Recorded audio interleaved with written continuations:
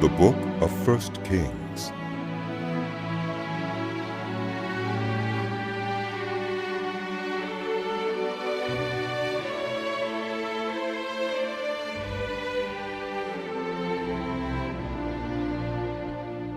When King David was very old, he could not keep warm even when they put covers over him. So his attendants said to him, "Let us look for a young virgin to serve the king and take care of him. She can lie beside him so that our lord the king may keep warm."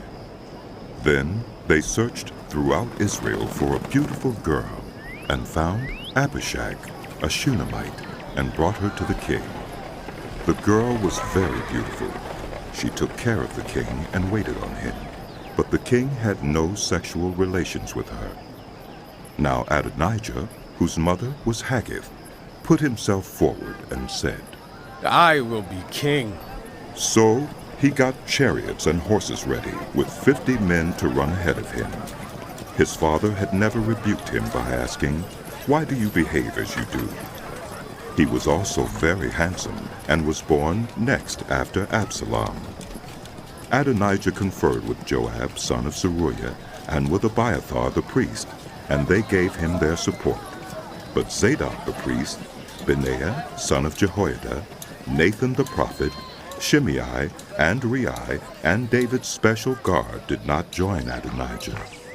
Adonijah then sacrificed sheep, cattle, and fattened calves at the stone of Zoheleth near Enrogel.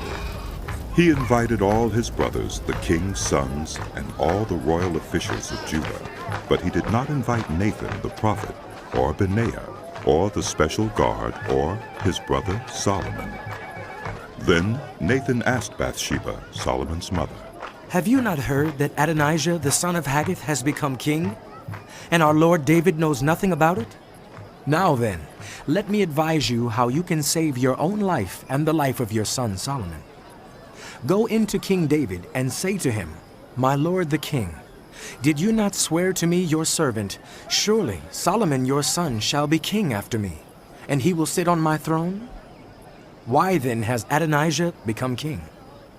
While you are still there talking to the king, I will come in and add my word to what you have said.'" So Bathsheba went to see the aged king in his room, where Abishag the Shunammite was attending him. Bathsheba bowed down, prostrating herself before the king. "What is it you want?" The king asked. She said to him, "My lord, you yourself swore to me, your servant, by the Lord your God, Solomon your son shall be king after me, and he will sit on my throne. But now Adonijah has become king, and you, my lord the king, do not know about it. He has sacrificed great numbers of cattle, fattened calves, and sheep, and has invited all the king's sons, Abiathar the priest, and Joab the commander of the army, but he has not invited Solomon, your servant? My lord the king, the eyes of all Israel are on you, to learn from you who will sit on the throne of my lord the king after him. Otherwise, as soon as my lord the king is laid to rest with his ancestors, I and my son Solomon will be treated as criminals." While she was still speaking with the king, Nathan the prophet arrived, and the king was told. Nathan the prophet is here. So he went before the king and bowed with his face to the ground. Nathan said, "Have you, my lord the king, declared that Adonijah shall be king after you, and that he will sit on your throne? Today he has gone down and sacrificed great numbers of cattle, fattened calves, and sheep. He has invited all the king's sons, the commanders of the army, and Abiathar the priest. Right now they are eating and drinking with him, and saying, 'Long live King Adonijah.' But me your servant, and Zadok the priest, and Benaiah, son of Jehoiada, and your servant Solomon he did not invite. Is this something my lord the king has done without letting his servants know who should sit on the throne of my lord the king after him?" Then King David said, "Call in Bathsheba." So she came into the king's presence and stood before him. The king then took an oath. "As surely as the Lord lives, who has delivered me out of every trouble, I will surely carry out this very day what I swore to you by the Lord, the God of Israel. Solomon, your son, shall be king after me, and he will sit on my throne in my place. Then Bathsheba bowed down with her face to the ground, prostrating herself before the king, and said, May my lord King David live forever. King David said, Call in Zadok the priest, Nathan the prophet, and Benaiah, son of Jehoiada. When they came before the king, he said to them, Take your lord's servants with you, and have Solomon, my son, mount my own mule, and take him down to Gihon. There have Zadok the priest and Nathan the prophet anoint him king over Israel. Blow the trumpet and shout, Long live King Solomon! Then you are to go up with him, and he is to come and sit on my throne and reign in my place. I have appointed him ruler over Israel and Judah. Benaiah, son of Jehoiada, answered the king, Amen. May the Lord, the God of my lord the king, so declare it. As the Lord was with my lord the king, so may he be with Solomon to make his throne even greater than the throne of my lord King David. So Zadok the priest, Nathan the prophet, Benaiah, son of Jehoiada, the Kerethites and the Pelethites went down and had Solomon mount King David's mule, and they escorted him to Gihon. Zadok the priest took the horn of oil from the sacred tent and anointed Solomon. Then they sounded the trumpet, and all the people shouted, Long live King Solomon! And all the people went up after him, playing pipes and rejoicing greatly, so that the ground shook with the sound. Adonijah and all the guests who were with him heard it as they were finishing their feast. On hearing the sound of the trumpet, Joab asked, What's the meaning of all the noise in the city? Even as he was speaking, Jonathan, son of Abiathar the priest, arrived. Adonijah said, Come in. A worthy man like you must be bringing good news. Not at all. Jonathan answered, Our lord King David has made Solomon king.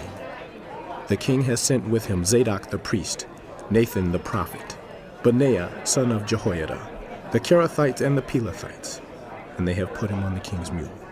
And Zadok the priest and Nathan the prophet have anointed him king of Gihon. From there they have gone up cheering, and the city resounds with it. That's the noise you hear. Moreover, Solomon has taken his seat on the royal throne. Also, the royal officials have come up to congratulate our lord King David, saying, May your God make Solomon's name more famous than yours, and his throne greater than yours. And the king bowed in worship on his bed and said, Praise be to the Lord, the God of Israel, who has allowed my eyes to see a successor on my throne today. At this, all Adonijah's guests rose in alarm and dispersed. But Adonijah, in fear of Solomon, went and took hold of the horns of the altar. Then Solomon was told, Adonijah is afraid of King Solomon and is clinging to the horns of the altar. He says, Let King Solomon swear to me today that he will not put his servant to death with the sword. Solomon replied, If he shows himself to be worthy, not a hair of his head will fall to the ground. But if evil is found in him, he will die. Then King Solomon sent men, and they brought him down from the altar. And Adonijah came and bowed down to King Solomon. And Solomon said, The time drew near Go for to your David to home. die. He gave a charge to Solomon, his son. I am about to go the way of all the earth, he said. So be strong, act like a man, and observe what the Lord your God requires. Walk in obedience to him, and keep his decrees and commands, his laws and regulations, as written in the law of Moses. Do this so that you may prosper in all you do and wherever you go, and that the Lord may keep his promise to me. If your descendants watch how they live, and if they walk faithfully before me with all their heart and soul, you will never fail to have a successor on the throne of Israel. Now you yourself know what Joab, son of Zeruiah, did to me, what he did to the two commanders of Israel's armies, Abner, son of Ner, and Amasa, son of Jether. He killed them, shedding their blood in peacetime as if in battle, and with that blood he stained the belt around his waist and the sandals on his feet. Deal with him according to your wisdom, but do not let his gray head go down to the grave in peace. But show kindness to the sons of Barzillai of Gilead, and let them be among those who eat at your table. They stood by me when I fled from your brother Absalom. And remember, you have with you Shimei, son of Gera, the Benjamite from Bahurim, who called down bitter curses on me the day I went to Mahanaim. When he came down to meet me at the Jordan, I swore to him by the Lord, I will not put you to death by the sword. But now, do not consider him innocent. You are a man of wisdom. You will know what to do to him. Bring his gray head down to the grave in blood. Then David rested with his ancestors and was buried in the city of David. He had reigned 40 years over Israel, 7 years in Hebron and 33 in Jerusalem. So Solomon sat on the throne of his father David, and his rule was firmly established. Now Adonijah, the son of Haggith, went to Bathsheba, Solomon's mother. Bathsheba asked him, Do you come peacefully? He answered, Yes, peacefully. Then he added, I have something to say to you. You may say it. She replied. As you know, He said, the kingdom was mine. All Israel looked to me as their king. But things changed, and the kingdom has gone to my brother, for it has come to him from the Lord. Now, I have one request to make of you. Do not refuse me. You may make it. She said. So he continued, Please, ask King Solomon he will not refuse you to give me Abishag the Shunammite as my wife. Very well. Bathsheba replied. I will speak to the king for you. When Bathsheba went to King Solomon to speak to him for Adonijah, the king stood up to meet her, bowed down to her, and sat down on his throne. He had a throne brought for the king's mother, and she sat down at his right hand. I have one small request to make of you. She said. Do not refuse me. The king replied. Make it, my mother. I will not refuse you. So she said. Let Abishag the Shunammite be given in marriage to your brother Adonijah. King Solomon answered his mother. Why do you request Abishag the Shunammite for Adonijah? You might as well request the kingdom for him. After all, he is my older brother. Yes, for him, and for Abiathar the priest, and Joab son of Zeruiah. Then King Solomon swore by the Lord. May God deal with me, be it ever so severely, if Adonijah does not pay with his life for this request. And now, as surely as the Lord lives, he who has established me securely on the throne of my father David, and has founded a dynasty for me as he promised, Adonijah shall be put to death today. So King Solomon gave orders to Benaiah, son of Jehoiada, and he struck down Adonijah, and he died. To Abiathar the priest, the king said, Go back to your fields in Anathoth. You deserve to die. But I will not put you to death now, because you carried the ark of the sovereign Lord before my father David, and shared all my father's hardships. So Solomon removed Abiathar from the priesthood of the Lord, fulfilling the word the Lord had spoken at Shiloh about the house of Eli. When the news reached Joab, who had conspired with Adonijah, though not with Absalom, he fled to the tent of the Lord and took hold of the horns of the altar. King Solomon was told that Joab had fled to the tent of the Lord and was beside the altar. Then Solomon ordered Benaiah, son of Jehoiada, Go, Strike him down. So Benaiah entered the tent of the Lord and said to Joab, The king says, come out. But he answered, No! I will die here. Benaiah reported to the king. This is how Joab answered me. Then the king commanded Benaiah, Do as he says. Strike him down and bury him, and so clear me and my family line of the guilt of the innocent blood that Joab shed. The Lord will repay him for the blood he shed, because without my father David knowing it, he attacked 2 men and killed them with the sword. Both of them, Abner, son of Ner, commander of Israel's army, and Amasa, son of Jether, commander of Judah's army, were better men and more upright than he. May the guilt of their blood rest on the head of Joab and his descendants forever. But on David and his descendants, his house and his throne, may there be the Lord's peace forever. So Benaiah, son of Jehoiada, went up and struck down Joab and killed him, and he was buried at his home out in the country.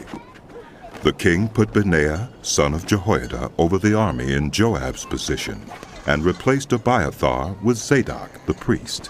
Then the king sent for Shimei and said to him, Build yourself a house in Jerusalem and live there, but do not go anywhere else. The day you leave and cross the Kidron Valley, you can be sure you will die. Your blood will be on your own head. Shimei answered the king, What you say is good. Your servant will do as my lord the king has said. And Shimei stayed in Jerusalem for a long time. But 3 years later, 2 of Shimei's slaves ran off to Achish, son of Maacah, king of Gath, and Shimei was told, Your slaves are in Gath. At this, he saddled his donkey and went to Achish at Gath in search of his slaves. So Shimei went away and brought the slaves back from Gath. When Solomon was told that Shimei had gone from Jerusalem to Gath and had returned, the king summoned Shimei and said to him, Did I not make you swear by the Lord and warn you on the day you leave to go anywhere else you can be sure you will die? At that time you said to me, What you say is good, I will obey. Why then did you not keep your oath to the Lord and obey the command I gave you?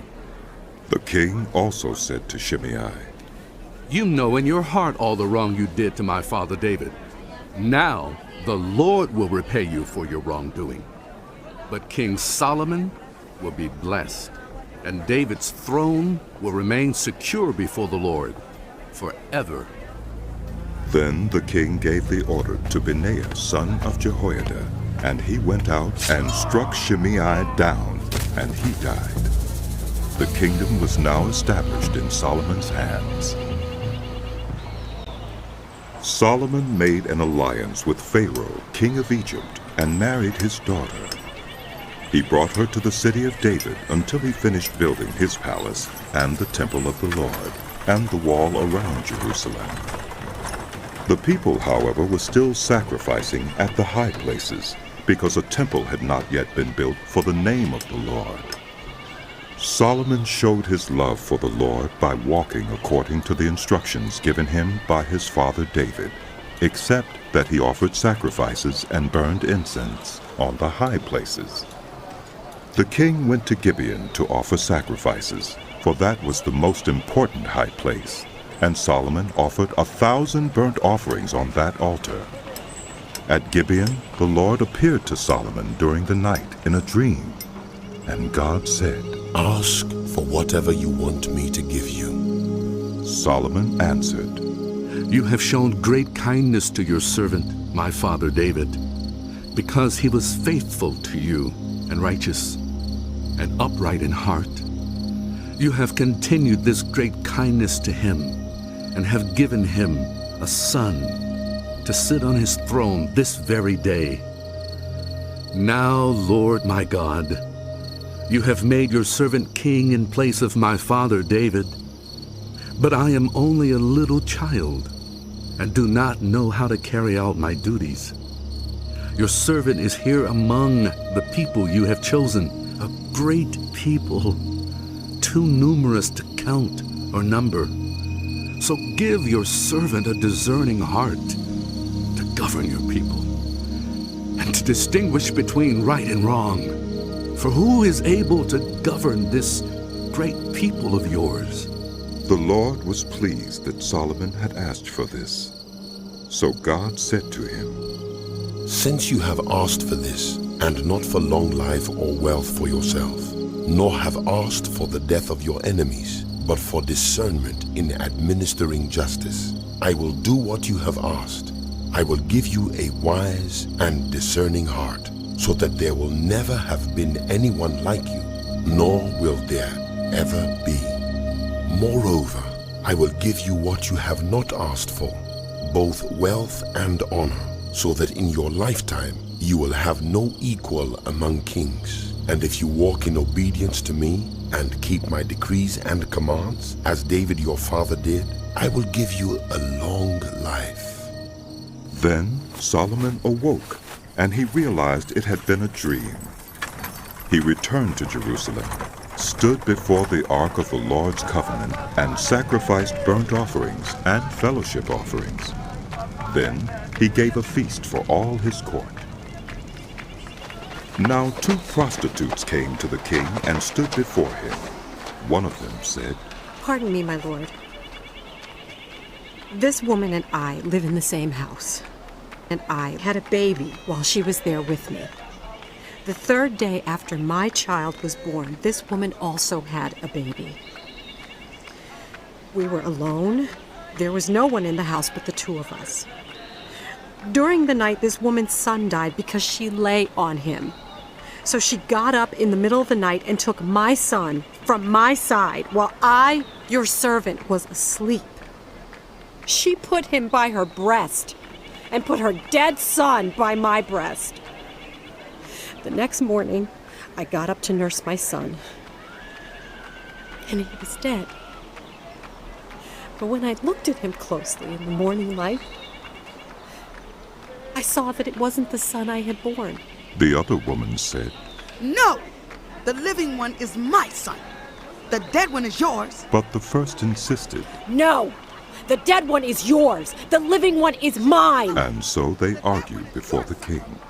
The king said, This one says, My son is alive and your son is dead. While that one says, No, your son is dead and mine is alive. Then the king said, Bring me a sword. So they brought a sword for the king.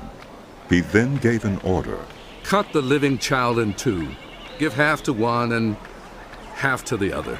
The woman whose son was alive was deeply moved out of love for her son and said to the king, Please, my lord, give her the living baby. Don't kill him. But the other said, Neither I nor you shall have him.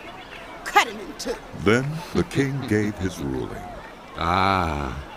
Give the living baby to the first woman. Do not kill him. She is his mother. When all Israel heard the verdict the king had given, they held the king in awe, because they saw that he had wisdom from God to administer justice.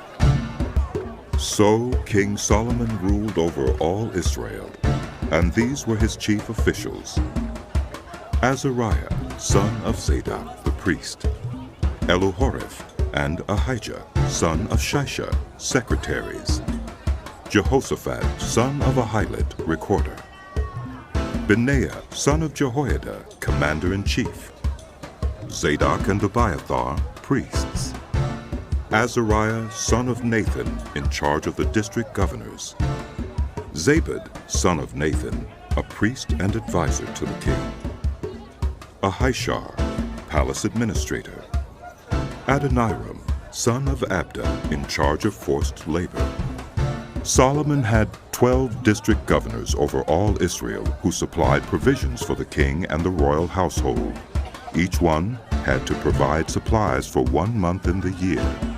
These are their names: Ben-Hur in the hill country of Ephraim, Ben-Deker in Makaz, Shaalbim, Beth-Shemesh, and Elon Beth-Hanan; Ben-Hesed in Arubah. Soko and all the land of Hepher were his. Ben-Abinadab in Naphath Dor. He was married to Tapheth, daughter of Solomon. Beuna, son of Ahilud, in Taanach and Megiddo, and in all Bethshan, next to Zarathan, below Jezreel, from Bethshan to Abel-Meholah, across to Jokmeam. Ben-Geber, in Ramoth-Gilead. The settlements of Jair, son of Manasseh, in Gilead were his, as well as the region of Argob in Bashan, and its 60 large walled cities with bronze gate bars. Ahinadab, son of Iddo, in Mehunaim. Ahimaaz, in Naphtali. He had married Basemeth, daughter of Solomon. Beuna, son of Hushai, in Asher and in Elath. Jehoshaphat, son of Peruah, in Issachar. Shimei, son of Elah, in Benjamin. Geber, son of Uri, in Gilead, the country of Sihon, king of the Amorites, and the country of Og, king of Bashan. He was the only governor over the district. The people of Judah and Israel were as numerous as the sand on the seashore. They ate, they drank, and they were happy. And Solomon ruled over all the kingdoms from the Euphrates River to the land of the Philistines, as far as the border of Egypt. These countries brought tribute and were Solomon's subjects all his life. Solomon's daily provisions were 30 cores of the finest flour and 60 cores of meal, 10 head of stall-fed cattle, 20 of pasture-fed cattle, and 100 sheep and goats, as well as deer, gazelles, roebucks, and choice fowl. For he ruled over all the kingdoms west of the Euphrates River, from Tifsa to Gaza, and had peace on all sides. During Solomon's lifetime, Judah and Israel from Dan to Beersheba lived in safety, everyone under their own vine and fig tree. Solomon had 4,000 stalls for chariot horses and 12,000 horses. The district governors, each in his month, supplied provisions for King Solomon and all who came to the king's table. They saw to it that nothing was lacking. They also brought to the proper place their quotas of barley and straw for the chariot horses and the other horses. God gave Solomon wisdom and very great insight, and a breadth of understanding as measureless as the sand on the seashore. Solomon's wisdom was greater than the wisdom of all the people of the East, and greater than all the wisdom of Egypt. He was wiser than anyone else, including Ethan the Ezrahite, wiser than Heman, Calcol, and Darda, the sons of Mahol, and his fame spread to all the surrounding nations. He spoke 3,000 proverbs, and his songs numbered 1,005. He spoke about plant life, from the cedar of Lebanon to the hyssop that grows out of walls. He also spoke about animals and birds, reptiles and fish. From all nations people came to listen to Solomon's wisdom, sent by all the kings of the world who had heard of his wisdom. When Hiram, king of Tyre, heard that Solomon had been anointed king to succeed his father David, he sent his envoys to Solomon because he had always been on friendly terms with David. Solomon sent back this message to Hiram. You know that because of the wars waged against my father David from all sides, he could not build a temple for the name of the Lord his God until the Lord put his enemies under his feet. But now the Lord my God has given me rest on every side, and there is no adversary or disaster. I intend therefore to build a temple for the name of the Lord my God, as the Lord told my father David when he said, "Your son, whom I will put on the throne in your place, will build the temple for my name." So give orders that cedars of Lebanon be cut for me. My men will work with yours, and I will pay you for your men whatever wages you set. You know that we have no one so skilled in felling timber as the Sidonians. When Hiram heard Solomon's message, he was greatly pleased and said, "Praise be to the Lord today, for he has given David a wise son to rule over this great nation." So Hiram sent word to Solomon, "I have received the message you sent me and will do all you want in providing the cedar and juniper logs. My men will haul them down from Lebanon to the Mediterranean Sea, and I will float them as rafts by the sea to the place you specify. There I will separate them, and you can take them away. And you are to grant my wish by providing food for my royal household. In this way, Hiram kept Solomon supplied with all the cedar and juniper logs he wanted, and Solomon gave Hiram 20,000 cores of wheat as food for his household, in addition to 20,000 baths of pressed olive oil. Solomon continued to do this for Hiram year after year. The Lord gave Solomon wisdom, just as he had promised him. There were peaceful relations between Hiram and Solomon, and the two of them made a treaty. King Solomon conscripted laborers from all Israel, 30,000 men. He sent them off to Lebanon in shifts of 10,000 a month, so that they spent 1 month in Lebanon and 2 months at home. Adoniram was in charge of the forced labor. Solomon had 70,000 carriers and 80,000 stone cutters in the hills, as well as 3,300 overseers who supervised the project and directed the work. At the king's command, they removed from the quarry large blocks of high-grade stone to provide a foundation of dressed stone for the temple. The skilled workers of Solomon and Hiram and those from Byblos cut and prepared the timber and stone for the building of the temple. In the 480th year after the Israelites came out of Egypt, in the 4th year of Solomon's reign over Israel, in the month of Ziv, the 2nd month, he began to build the temple of the Lord. The temple that King Solomon built for the Lord was 60 cubits long, 20 wide and 30 high. The portico at the front of the main hall of the temple extended the width of the temple, that is, 20 cubits, and projected 10 cubits from the front of the temple. He made narrow windows high up in the temple walls. Against the walls of the main hall and inner sanctuary, he built a structure around the building in which there were side rooms. The lowest floor was 5 cubits wide, the middle floor 6 cubits, and the 3rd floor 7. He made offset ledges around the outside of the temple so that nothing would be inserted into the temple walls.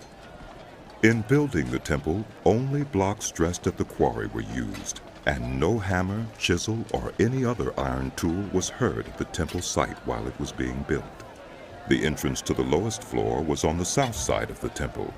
A stairway led up to the middle level and from there to the 3rd. So he built the temple and completed it, roofing it with beams and cedar planks.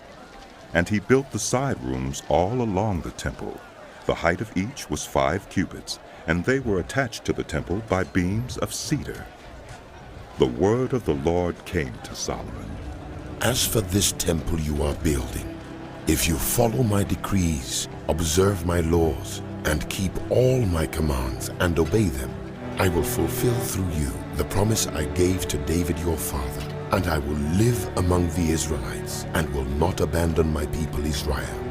So Solomon built the temple and completed it. He lined its interior walls with cedar boards, paneling them from the floor of the temple to the ceiling, and covered the floor of the temple with planks of juniper. He partitioned off 20 cubits at the rear of the temple with cedar boards from floor to ceiling to form within the temple an inner sanctuary, the most holy place. The main hall in front of this room was 40 cubits long. The inside of the temple was cedar, carved with gourds and open flowers. Everything was cedar. No stone was to be seen. He prepared the inner sanctuary within the temple to set the Ark of the Covenant of the Lord there. The inner sanctuary was 20 cubits long, 20 wide and 20 high. He overlaid the inside with pure gold, and he also overlaid the altar of cedar. Solomon covered the inside of the temple with pure gold, and he extended gold chains across the front of the inner sanctuary, which was overlaid with gold. So he overlaid the whole interior with gold. He also overlaid with gold the altar that belonged to the inner sanctuary. For the inner sanctuary he made a pair of cherubim out of olive wood, each 10 cubits high. One wing of the first cherub was 5 cubits long, and the other wing 5 cubits, 10 cubits from wingtip to wingtip. The second cherub also measured 10 cubits, for the 2 cherubim were identical in size and shape. The height of each cherub was 10 cubits. He placed the cherubim inside the innermost room of the temple, with their wings spread out. The wing of one cherub touched one wall, while the wing of the other touched the other wall, and their wings touched each other in the middle of the room. He overlaid the cherubim with gold. On the walls all around the temple, in both the inner and outer rooms, he carved cherubim, palm trees, and open flowers. He also covered the floors of both the inner and outer rooms of the temple with gold.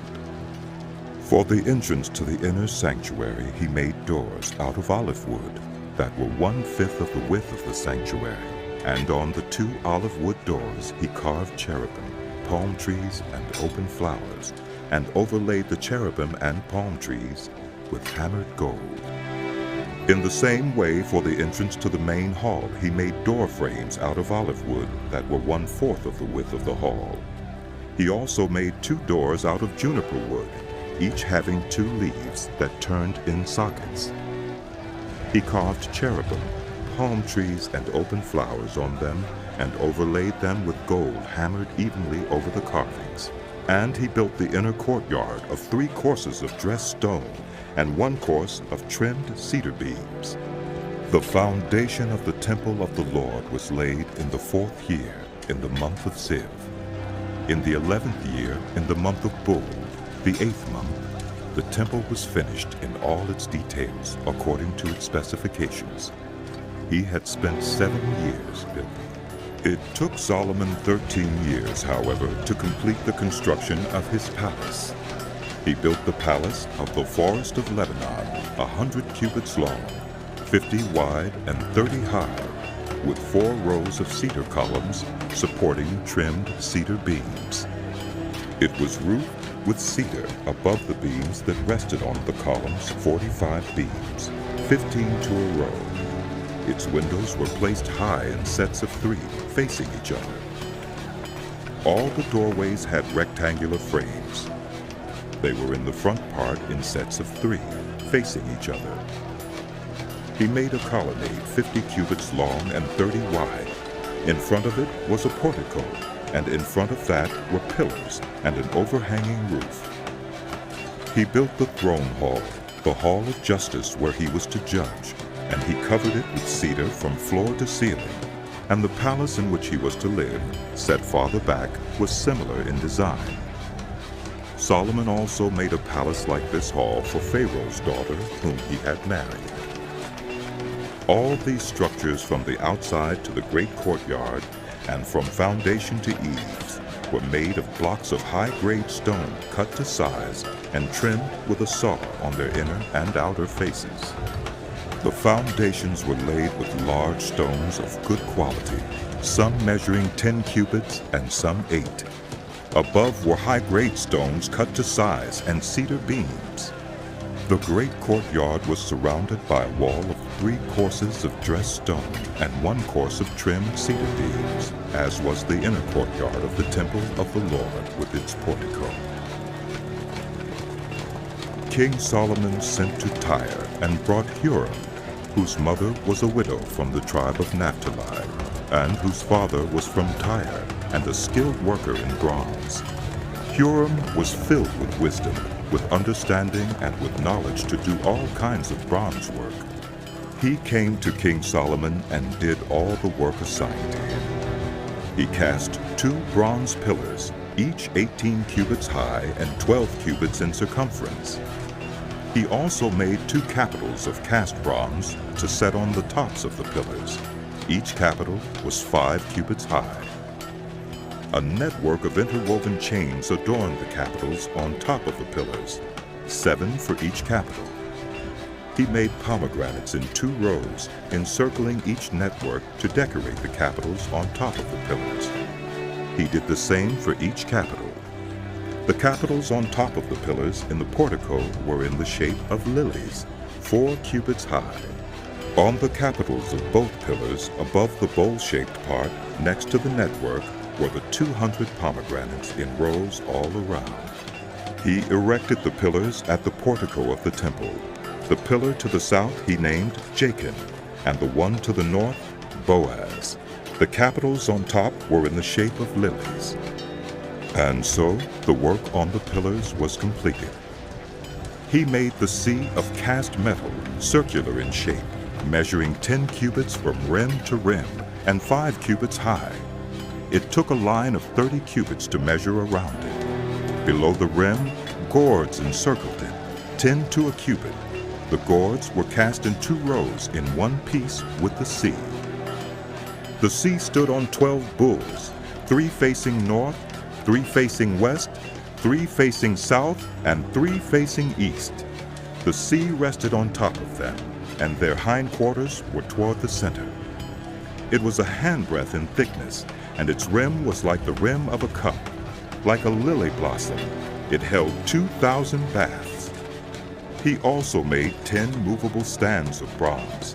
Each was 4 cubits long, 4 wide, and 3 high. This is how the stands were made. They had side panels attached to uprights. On the panels between the uprights were lions, bulls, and cherubim, and on the uprights as well. Above and below the lions and bulls were wreaths of hammered work. Each stand had 4 bronze wheels with bronze axles, and each had a basin resting on 4 supports, cast with wreaths on each side.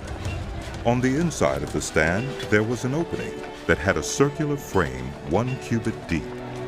This opening was round, and with its basework it measured 1.5 cubits. Around its opening there was engraving. The panels of the stands were square, not round. The 4 wheels were under the panels, and the axles of the wheels were attached to the stand. The diameter of each wheel was 1.5 cubits. The wheels were made like chariot wheels. The axles, rims, spokes, and hubs were all of cast metal. Each stand had 4 handles, 1 on each corner, projecting from the stand. At the top of the stand there was a circular band 0.5 cubit deep. The supports and panels were attached to the top of the stand. He engraved cherubim, lions, and palm trees on the surfaces of the supports and on the panels in every available space, with wreaths all around. This is the way he made the 10 stands. They were all cast in the same molds and were identical in size and shape. He then made 10 bronze basins, each holding 40 baths and measuring 4 cubits across, 1 basin to go on each of the 10 stands. He placed 5 of the stands on the south side of the temple and 5 on the north. He placed the sea on the south side, at the southeast corner of the temple. He also made the pots and shovels and sprinkling bowls. So Huram finished all the work he had undertaken for King Solomon in the temple of the Lord.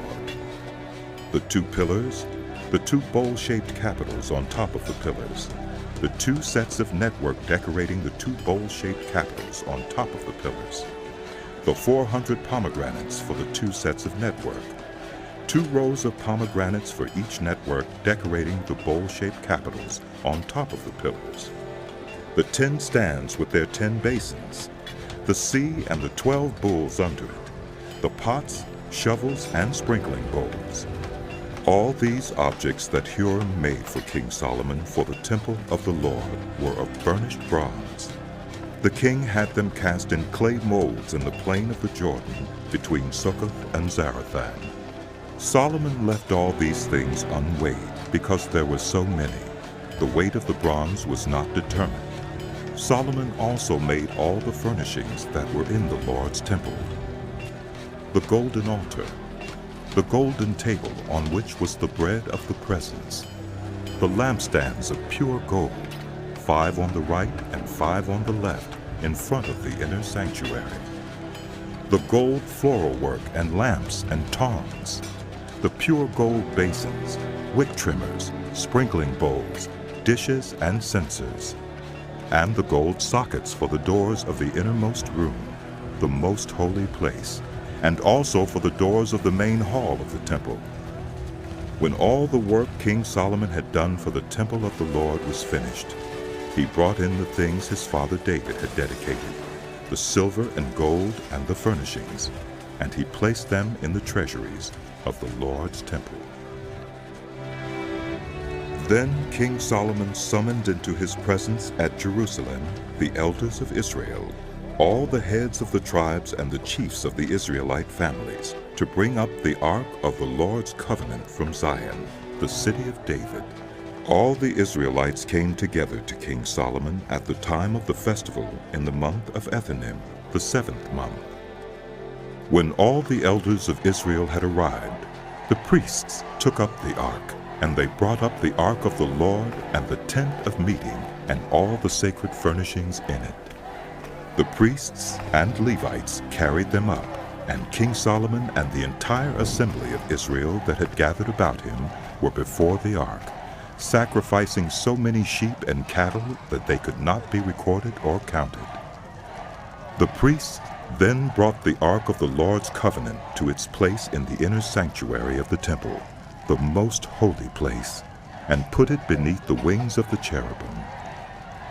The cherubim spread their wings over the place of the ark and overshadowed the ark and its carrying poles. These poles were so long that their ends could be seen from the holy place in front of the inner sanctuary, but not from outside the holy place, and they are still there today. There was nothing in the ark except the 2 stone tablets that Moses had placed in it at Horeb, where the Lord made a covenant with the Israelites after they came out of Egypt. When the priests withdrew from the holy place, the cloud filled the temple of the Lord, and the priests could not perform their service because of the cloud, for the glory of the Lord filled his temple. Then Solomon said, "The Lord has said that he would dwell in a dark cloud.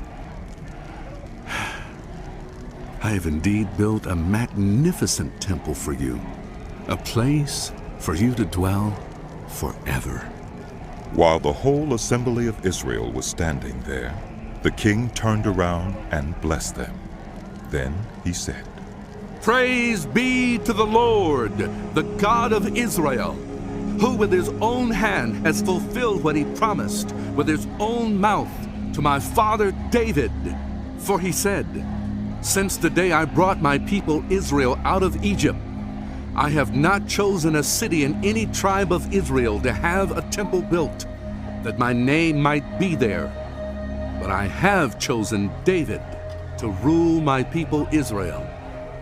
My father David had it in his heart to build a temple for the name of the Lord, the God of Israel. But the Lord said to my father David, 'You did well to have it in your heart to build a temple for my name. Nevertheless, you are not the one to build the temple, but your son, who is your own flesh and blood. He is the one who will build the temple for my name.' The Lord has kept the promise he made. I have succeeded David my father, and now I sit on the throne of Israel, just as the Lord promised. And I have built the temple for the name of the Lord, the God of Israel. I have provided a place there for the ark, in which is the covenant of the Lord that he made with our ancestors when he brought them out of Egypt." Then Solomon stood before the altar of the Lord in front of the whole assembly of Israel, spread out his hands toward heaven, and said, "Lord, the God of Israel, there is no God like you in heaven above or on earth below. You who keep your covenant of love with your servants, who continue wholeheartedly in your way. You have kept your promise to your servant David my father. With your mouth you have promised, and with your hand you have fulfilled it, as it is today. Now, Lord, the God of Israel, keep for your servant David my father the promises you made to him when you said, 'You shall never fail to have a successor to sit before me on the throne of Israel.' If only your descendants are careful in all they do to walk before me faithfully, as you have done. And now God of Israel, let your word that you promised your servant David, my father, come true. But will God really dwell on earth? The heavens, even the highest heaven, cannot contain you. How much less this temple I have built? Yet give attention to your servant's prayer and his plea for mercy, Lord my God. Hear the cry and the prayer that your servant is praying in your presence this day. May your eyes be open toward this temple night and day, this place of which you said, my name shall be there, so that you will hear the prayer your servant prays toward this place. Hear the supplication of your servant and of your people Israel when they pray toward this place. Hear from heaven, your dwelling place, and when you hear, forgive. When anyone wrongs their neighbor and is required to take an oath, and they come and swear the oath before your altar in this temple, then hear from heaven and act. Judge between your servants, condemning the guilty by bringing down on their heads what they have done, and vindicating the innocent by treating them in accordance with their innocence. When your people Israel have been defeated by an enemy because they have sinned against you, and when they turn back to you and give praise to your name, praying and making supplication to you in this temple, then hear from heaven and forgive the sin of your people Israel, and bring them back to the land you gave to their ancestors. When the heavens are shut up, and there is no rain because your people have sinned against you, and when they pray toward this place and give praise to your name, and turn from their sin because you have afflicted them, then hear from heaven and forgive the sin of your servants, your people Israel. Teach them the right way to live, and send rain on the land you gave your people for an inheritance. When famine or plague comes to the land, or blight or mildew, locusts or grasshoppers, or when an enemy besieges them in any of their cities, whatever disaster or disease may come, and when a prayer or plea is made by anyone among your people Israel, being aware of the afflictions of their own hearts, and spreading out their hands toward this temple, then hear from heaven, your dwelling place. Forgive and act. Deal with everyone according to all they do, since you know their hearts, for you alone know every human heart, so that they will fear you all the time they live in the land you gave our ancestors. As for the foreigners who do not belong to your people Israel, but have come from a distant land because of your name, for they will hear of your great name, and your mighty hand, and your outstretched arm, when they come and pray toward this temple, then hear from heaven, your dwelling place. Do whatever the foreigners ask of you, so that all the peoples of the earth may know your name and fear you, as do your own people Israel, and may know that this house I have built bears your name.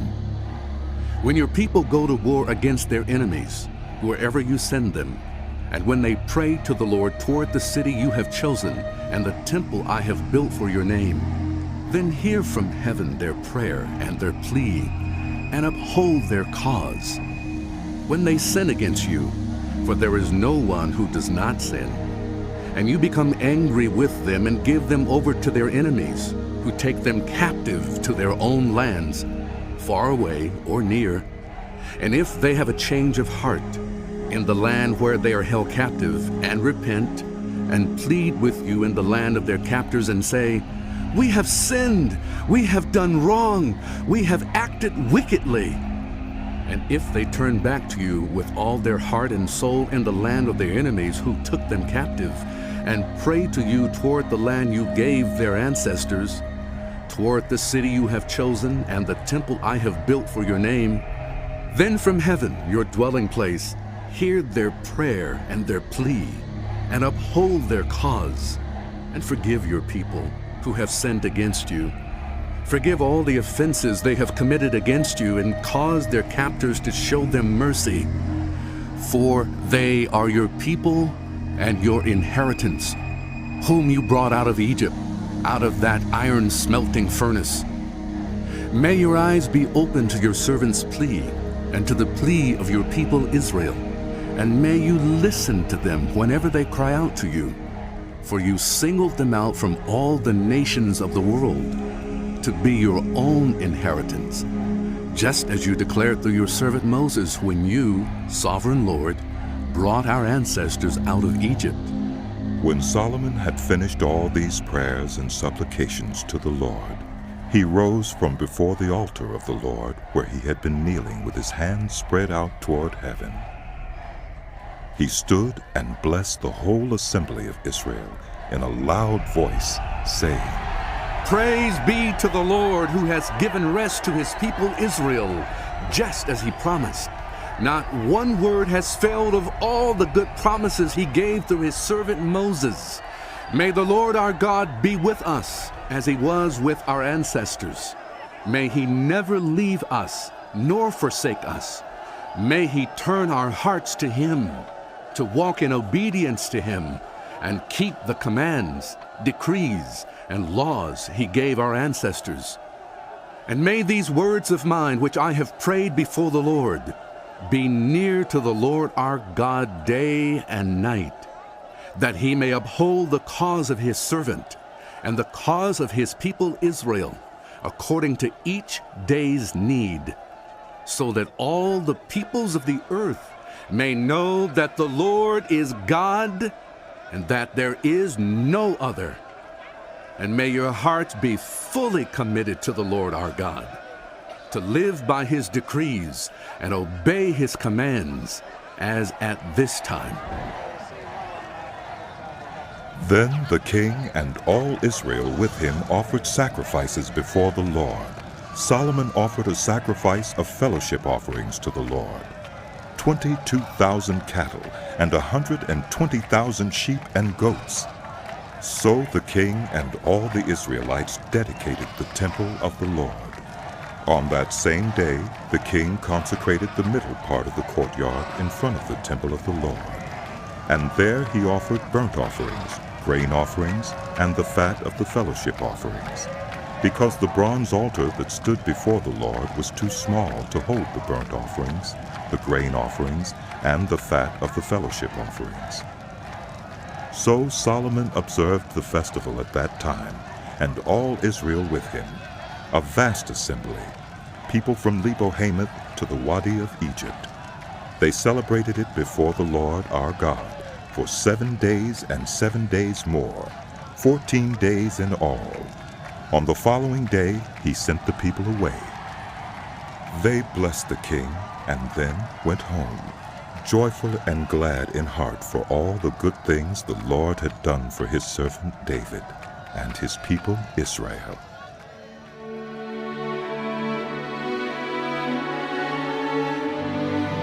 The book of 1 Kings continued. When Solomon had finished building the temple of the Lord and the royal palace, and had achieved all he had desired to do, the Lord appeared to him a second time, as he had appeared to him at Gibeon. The Lord said to him, I have heard the prayer and plea you have made before me. I have consecrated this temple which you have built by putting my name there forever. My eyes and my heart will always be there. As for you, if you walk before me faithfully, with integrity of heart and uprightness, as David your father did, and do all I command, and observe my decrees and laws, I will establish your royal throne over Israel forever, as I promised David your father, when I said, you shall never fail to have a successor on the throne of Israel. But if you or your descendants turn away from me, and do not observe the commands and decrees I have given you, and go off to serve other gods and worship them, then I will cut off Israel from the land I have given them, and will reject this temple I have consecrated for my name. Israel will then become a byword and an object of ridicule among all peoples. This temple will become a heap of rubble. All who pass by will be appalled and will scoff and say, "Why has the Lord done such a thing to this land and to this temple?"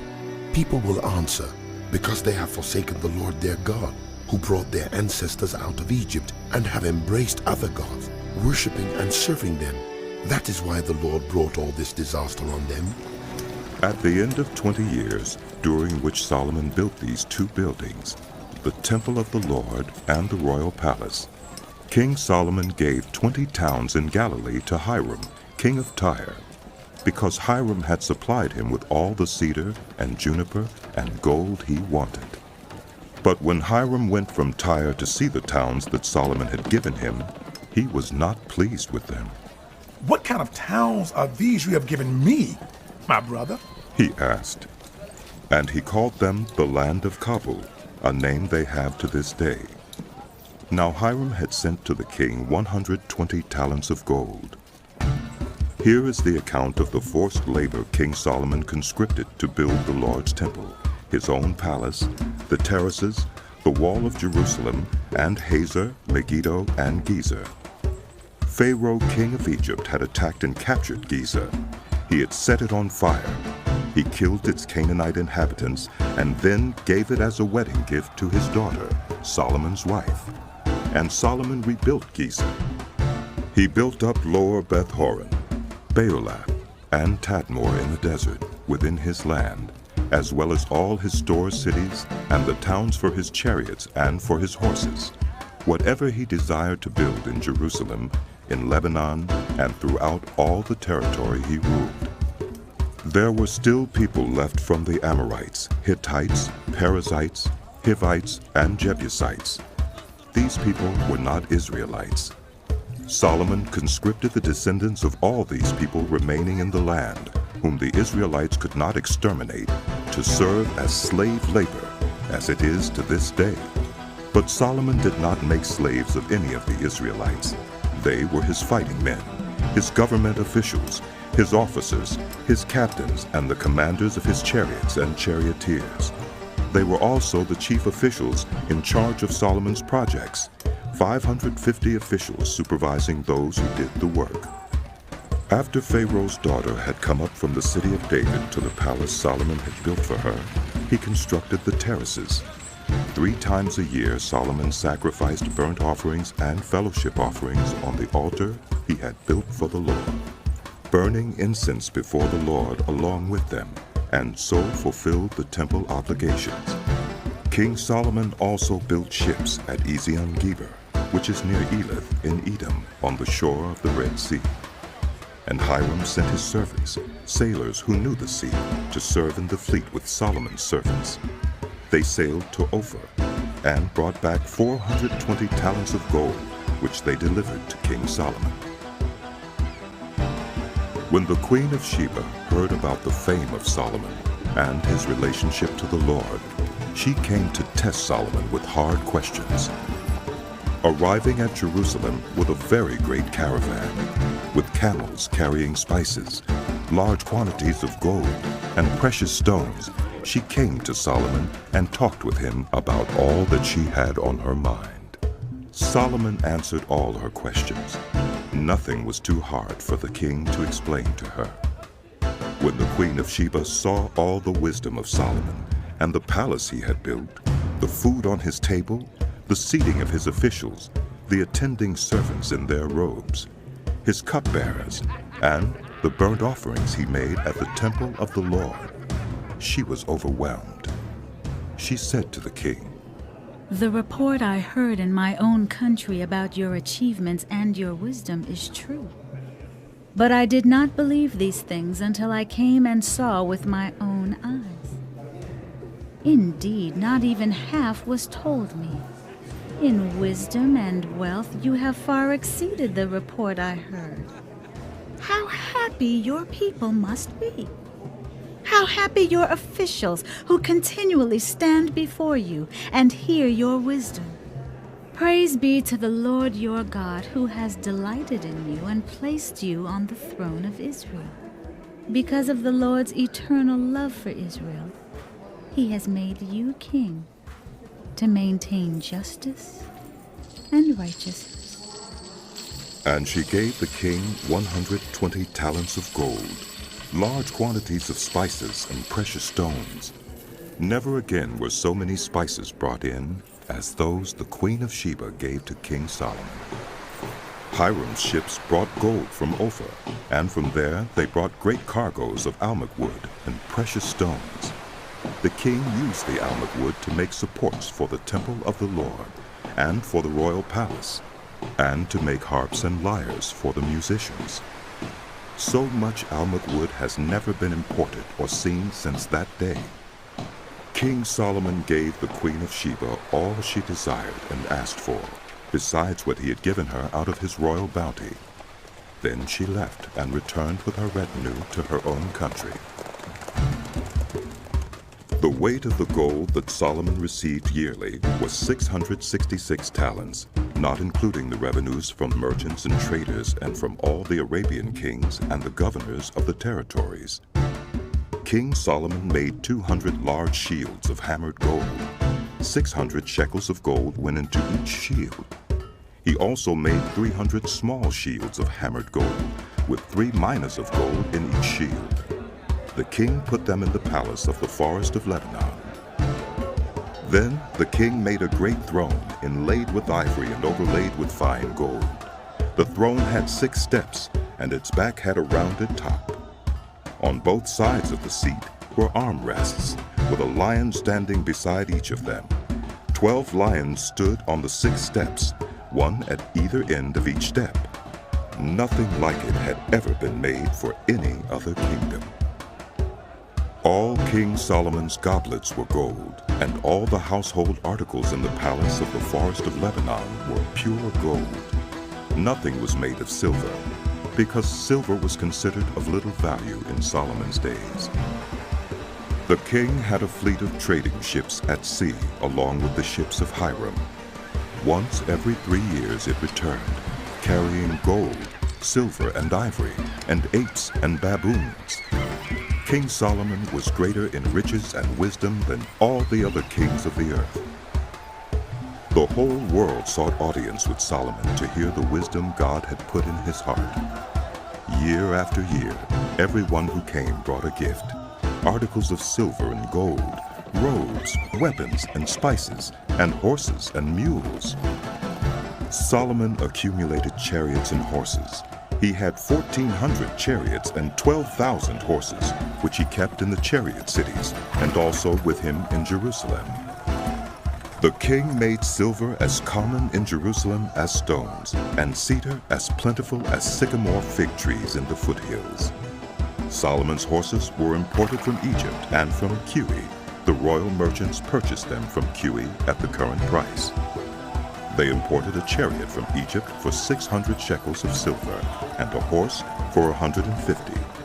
They also exported them to all the kings of the Hittites and of the Arameans. King Solomon, however, loved many foreign women besides Pharaoh's daughter: Moabites, Ammonites, Edomites, Sidonians, and Hittites. They were from nations about which the Lord had told the Israelites, "You must not intermarry with them, because they will surely turn your hearts after their gods." Nevertheless, Solomon held fast to them in love. He had 700 wives of royal birth and 300 concubines, and his wives led him astray. As Solomon grew old, his wives turned his heart after other gods, and his heart was not fully devoted to the Lord his God, as the heart of David his father had been. He followed Ashtoreth, the goddess of the Sidonians, and Molech, the detestable god of the Ammonites. So Solomon did evil in the eyes of the Lord. He did not follow the Lord completely, as David his father had done. On a hill east of Jerusalem, Solomon built a high place for Chemosh, the detestable god of Moab, and for Molech, the detestable god of the Ammonites. He did the same for all his foreign wives, who burned incense and offered sacrifices to their gods. The Lord became angry with Solomon because his heart had turned away from the Lord, the God of Israel, who had appeared to him twice. Although he had forbidden Solomon to follow other gods, Solomon did not keep the Lord's command. So the Lord said to Solomon, "Since this is your attitude, and you have not kept my covenant and my decrees, which I commanded you, I will most certainly tear the kingdom away from you and give it to one of your subordinates. Nevertheless, for the sake of David your father, I will not do it during your lifetime. I will tear it out of the hand of your son. Yet I will not tear the whole kingdom from him, but will give him one tribe for the sake of David my servant, and for the sake of Jerusalem, which I have chosen." Then the Lord raised up against Solomon an adversary, Hadad the Edomite, from the royal line of Edom. Earlier, when David was fighting with Edom, Joab, the commander of the army, who had gone up to bury the dead, had struck down all the men in Edom. Joab and all the Israelites stayed there for 6 months, until they had destroyed all the men in Edom. But Hadad, still only a boy, fled to Egypt with some Edomite officials who had served his father. They set out from Midian and went to Paran. Then, taking people from Paran with them, they went to Egypt, to Pharaoh, king of Egypt, who gave Hadad a house and land and provided him with food. Pharaoh was so pleased with Hadad that he gave him a sister of his own wife, Queen Taphanes, in marriage. The sister of Taphanes bore him a son named Genubith, whom Taphanes brought up in the royal palace. There Genubith lived with Pharaoh's own children. While he was in Egypt, Hadad heard that David rested with his ancestors, and that Joab, the commander of the army, was also dead. Then Hadad said to Pharaoh, "Let me go, that I may return to my own country." "What have you lacked here that you want to go back to your own country?" Pharaoh asked. "Nothing," Hadad replied. "But do let me go."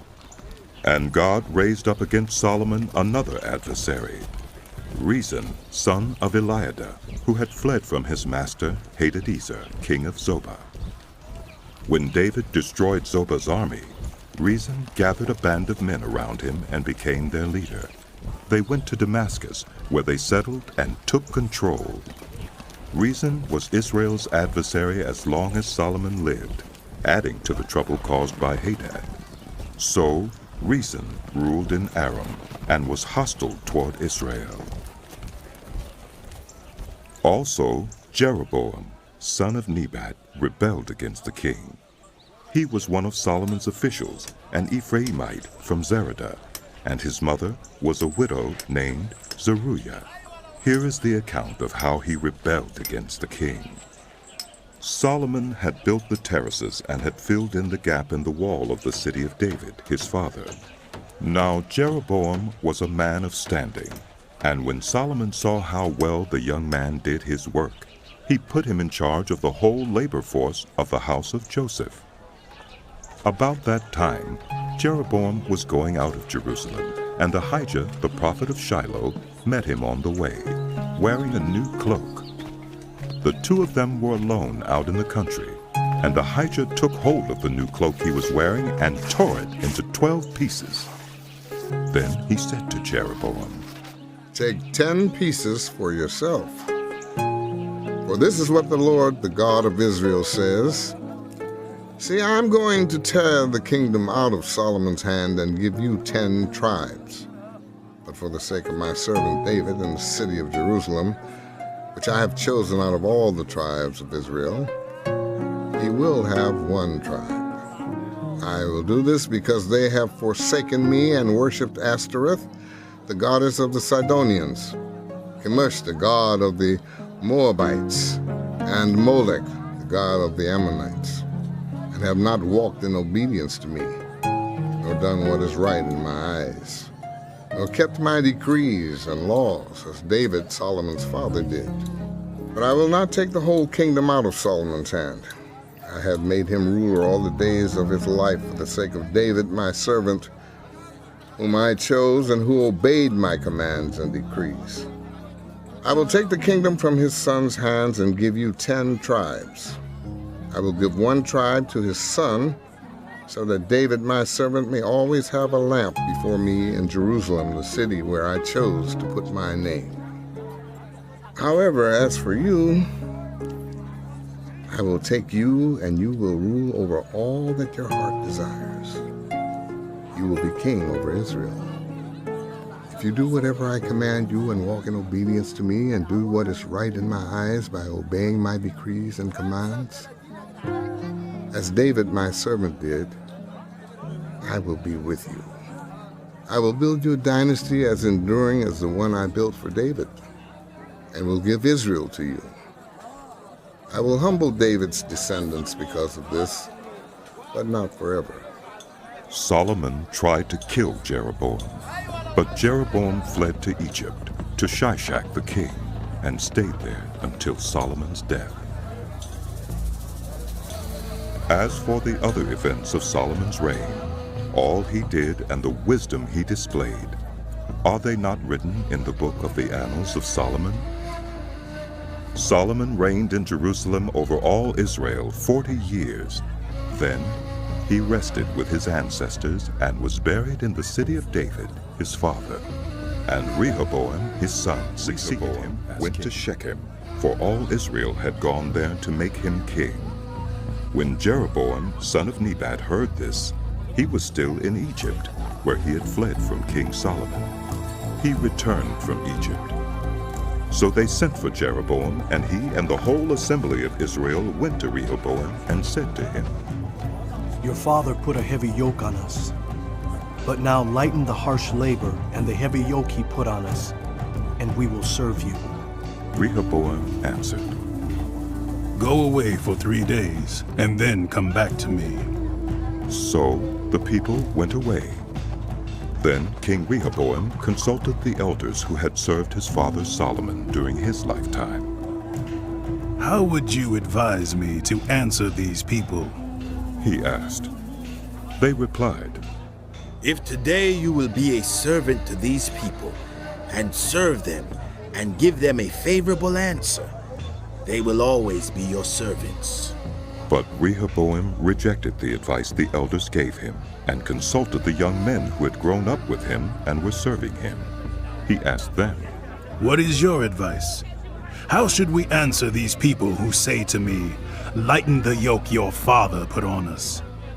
The young men who had grown up with him replied, These people have said to you, Your father put a heavy yoke on us, but make our yoke lighter. Now tell them, my little finger is thicker than my father's waist. My father laid on you a heavy yoke. I will make it even heavier. My father scourged you with whips. I will scourge you with scorpions. 3 days later, Jeroboam and all the people returned to Rehoboam, as the king had said, Come back to me in 3 days. The king answered the people harshly, rejecting the advice given him by the elders. He followed the advice of the young men and said, My father made your yoke heavy. I will make it even heavier. My father scourged you with whips. I will scourge you with scorpions. So the king did not listen to the people, for this turn of events was from the Lord, to fulfill the word the Lord had spoken to Jeroboam, son of Nebat, through Ahijah the Shilonite. When all Israel saw that the king refused to listen to them, they answered the king, What share do we have in David? What part in Jesse's son? To your tents, Israel. Look after your own house, David. So the Israelites went home. But as for the Israelites who were living in the towns of Judah, Rehoboam still ruled over them. King Rehoboam sent out Adoniram, who was in charge of forced labor, but all Israel stoned him to death. King Rehoboam, however, managed to get into his chariot and escape to Jerusalem. So Israel has been in rebellion against the house of David to this day. When all the Israelites heard that Jeroboam had returned, they sent and called him to the assembly and made him king over all Israel. Only the tribe of Judah remained loyal to the house of David.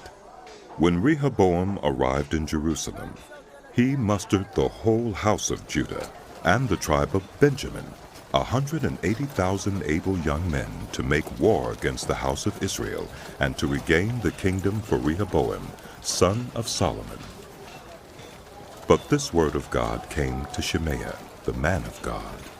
Say to Rehoboam, son of Solomon, king of Judah, to the whole house of Judah and Benjamin, and to the rest of the people, this is what the Lord says. Do not go up to fight against your brothers, the Israelites. Go home, every one of you, for this is my doing. So they obeyed the word of the Lord and went home again, as the Lord had ordered. Then Jeroboam fortified Shechem in the hill country of Ephraim and lived there. From there he went out and built up Peniel. Jeroboam thought to himself, the kingdom will now likely revert to the house of David. If these people go up to offer sacrifices at the temple of the Lord in Jerusalem, they will again give their allegiance to their lord Rehoboam, king of Judah. They will kill me and return to King Rehoboam. After seeking advice, the king made 2 golden calves. He said to the people, It is too much for you to go up to Jerusalem. Here are your gods, Israel, who brought you up out of Egypt. One he set up in Bethel, and the other in Dan. And this thing became a sin. The people came to worship the one at Bethel, and went as far as Dan to worship the other.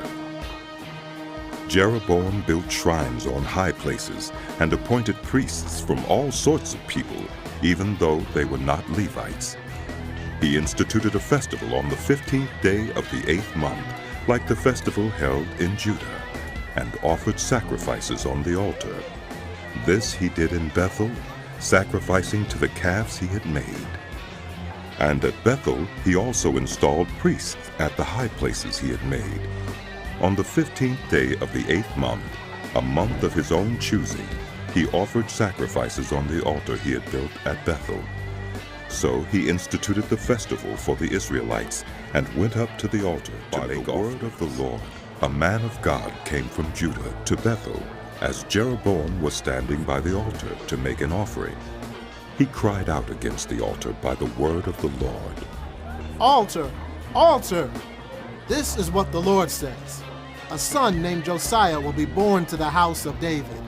On you he will sacrifice the priests of the high places who make offerings here, and human bones will be burned on you. That same day the man of God gave a sign. This is the sign the Lord has declared. The altar will be split apart, and the ashes on it will be poured out. When King Jeroboam heard what the man of God cried out against the altar at Bethel, he stretched out his hand from the altar and said, Seize him! But the hand he stretched out toward the man shriveled up so that he could not pull it back. Also the altar was split apart, and its ashes poured out according to the sign given by the man of God, by the word of the Lord. Then the king said to the man of God,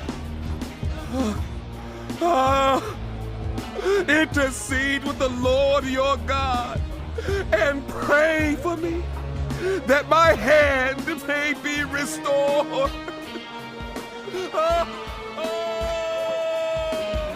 So the man of God interceded with the Lord, and the king's hand was restored and became as it was before. The king said to the man of God, Come home with me for a meal, and I will give you a gift. But the man of God answered the king, Even if you were to give me half your possessions, I would not go with you, nor would I eat bread or drink water here. For I was commanded by the word of the Lord, you must not eat bread or drink water or return by the way you came. So he took another road and did not return by the way he had come to Bethel. Now there was a certain old prophet living in Bethel, whose sons came and told him all that the man of God had done there that day. They also told their father what he had said to the king. Their father asked them, "Which way did he go?" And his sons showed him which road the man of God from Judah had taken. So he said to his sons, "Saddle the donkey for me." And when they had saddled the donkey for him, he mounted it and rode after the man of God. He found him sitting under an oak tree and asked, "Are you the man of God who came from Judah?" "I am," he replied. So the prophet said to him, "Come home with me and eat." The man of God said, "I cannot turn back and go with you, nor can I eat bread or drink water with you in this place. I have been told by the word of the Lord, you must not eat bread or drink water there, or return by the way you came." The old prophet answered, "I too am a prophet, as you are. And an angel said to me by the word of the Lord, bring him back with you to your house, so that he may eat bread and drink water." But he was lying to him. So the man of God returned with him and ate and drank in his house. While they were sitting at the table, the word of the Lord came to the old prophet who had brought him back. He cried out to the man of God who had come from Judah. "This is what the Lord says. You have defied the word of the Lord, and have not kept the command the Lord your God gave you. You came back and ate bread and drank water in the place where he told you not to eat or drink. Therefore your body will not be buried in the tomb of your ancestors." When the man of God had finished eating and drinking, the prophet who had brought him back saddled his donkey for him. As he went on his way, a lion met him on the road and killed him, and his body was left lying on the road, with both the donkey and the lion standing beside it. Some people who passed by saw the body lying there, with the lion standing beside the body, and they went and reported it in the city where the old prophet lived. When the prophet who had brought him back from his journey heard of it, he said, "It is the man of God who defied the word of the Lord. The Lord has given him over to the lion, which has mauled him and killed him, as the word of the Lord had warned him." The prophet said to his sons, "Saddle the donkey for me." and they did so. Then he went out and found the body lying on the road, with the donkey and the lion standing beside it. The lion had neither eaten the body nor mauled the donkey. So the prophet picked up the body of the man of God, laid it on the donkey, and brought it back to his own city to mourn for him and bury him. Then he laid the body in his own tomb, and they mourned over him and said, "Alas, my brother!" After burying him, he said to his sons, "When I die, bury me in the grave where the man of God is buried. Lay my bones beside his bones. For the message he declared by the word of the Lord against the altar in Bethel and against all the shrines on the high places in the towns of Samaria will certainly come true." Even after this, Jeroboam did not change his evil ways, but once more appointed priests for the high places from all sorts of people. Anyone who wanted to become a priest, he consecrated for the high places. This was the sin of the house of Jeroboam that led to its downfall and to its destruction from the face of the earth. At that time, Abijah, son of Jeroboam, became ill, and Jeroboam said to his wife, "Go, disguise yourself so you won't be recognized as the wife of Jeroboam. Then go to Shiloh. Ahijah the prophet is there, the one who told me I would be king over this people. Take 10 loaves of bread with you, some cakes and a jar of honey, and go to him. He will tell you what will happen to the boy." So Jeroboam's wife did what he said and went to Ahijah's house in Shiloh. Now Ahijah could not see. His sight was gone because of his age. But the Lord had told Ahijah, "Jeroboam's wife is coming to ask you about her son, for he is ill, and you are to give her such and such an answer. When she arrives, she will pretend to be someone else." So When Ahijah heard the sound of her footsteps at the door, he said, "Come in, wife of Jeroboam." "Why this pretense? I've been sent to you with bad news. Go tell Jeroboam that this is what the Lord, the God of Israel, says. I raised you up from among the people and appointed you ruler over my people Israel. I tore the kingdom away from the house of David and gave it to you. But you have not been like my servant David, who kept my commands and followed me with all his heart, doing only what was right in my eyes. You have done more evil than all who lived before you. You have made for yourself other gods, idols made of metal. You have aroused my anger, thrust me behind your back. Because of this, I am going to bring disaster on the house of Jeroboam. I will cut off from Jeroboam every last male in Israel, slave or free. I will burn up the house of Jeroboam as one burns dung, until it is all gone. Dogs will eat those belonging to Jeroboam who die in the city, and the birds will feed on those who die in the country. The Lord has spoken. As for you, go back home. When you set foot in your city, the boy will die. All Israel will mourn for him and bury him. He is the only one belonging to Jeroboam who will be buried, because he is the only one in the house of Jeroboam in whom the Lord, the God of Israel, has found anything good. The Lord will raise up for himself a king over Israel who will cut off the family of Jeroboam. Even now this is beginning to happen. And the Lord will strike Israel so that it will be like a reed swaying in the water. He will uproot Israel from this good land that he gave to their ancestors and scatter them beyond the Euphrates River, because they aroused the Lord's anger by making Asherah poles. And he will give Israel up because of the sins Jeroboam has committed and has caused Israel to commit. Then Jeroboam's wife got up and left and went to Tirzah. As soon as she stepped over the threshold of the house, the boy died. They buried him, and all Israel mourned for him, as the Lord had said through his servant, the prophet Ahijah. The other events of Jeroboam's reign, his wars, and how he ruled, are written in the book of the annals of the kings of Israel.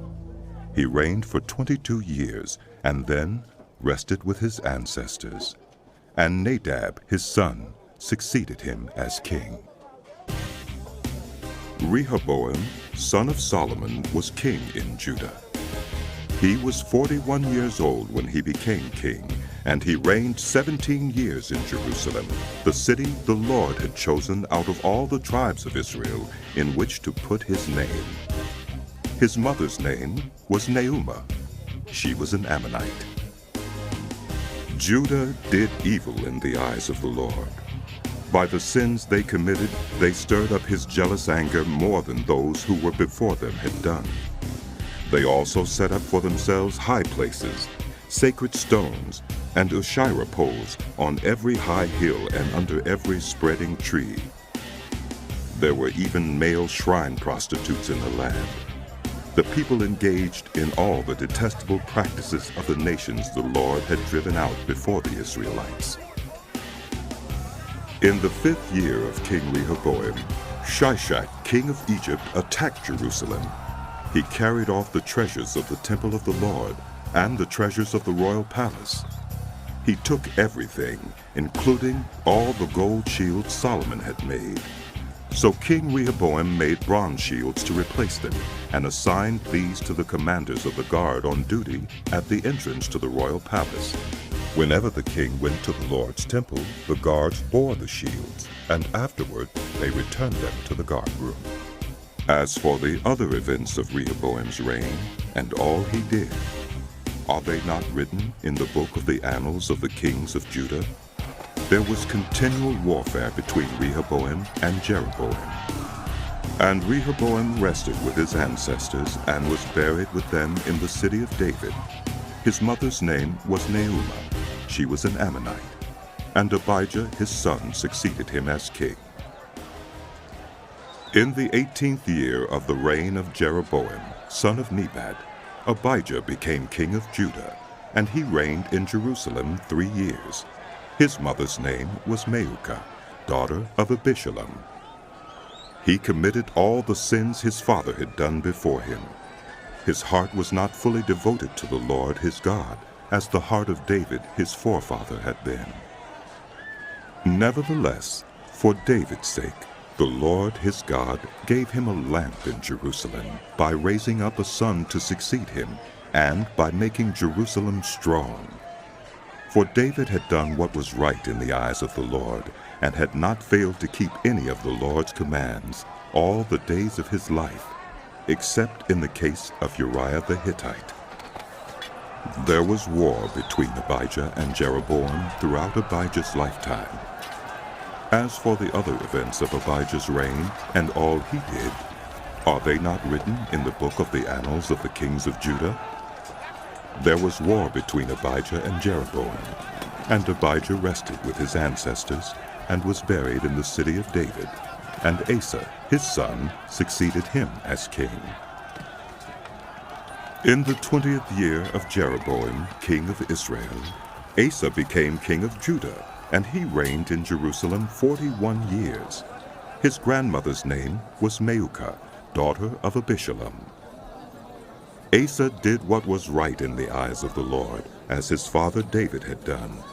He expelled the male shrine prostitutes from the land and got rid of all the idols his ancestors had made.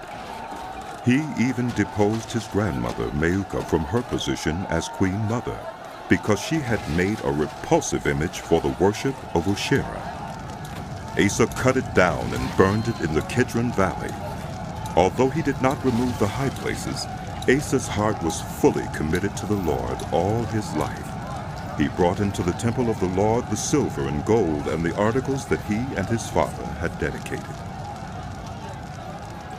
There was war between Asa and Baasha, king of Israel, throughout their reigns. Baasha, king of Israel, went up against Judah and fortified Ramah to prevent anyone from leaving or entering the territory of Asa, king of Judah. Asa then took all the silver and gold that was left in the treasuries of the Lord's temple and of his own palace. He entrusted it to his officials and sent them to Ben-Hadad, son of Tabrimmon, the son of Hezion, the king of Aram, who was ruling in Damascus. Let there be a treaty between me and you, he said, as there was between my father and your father.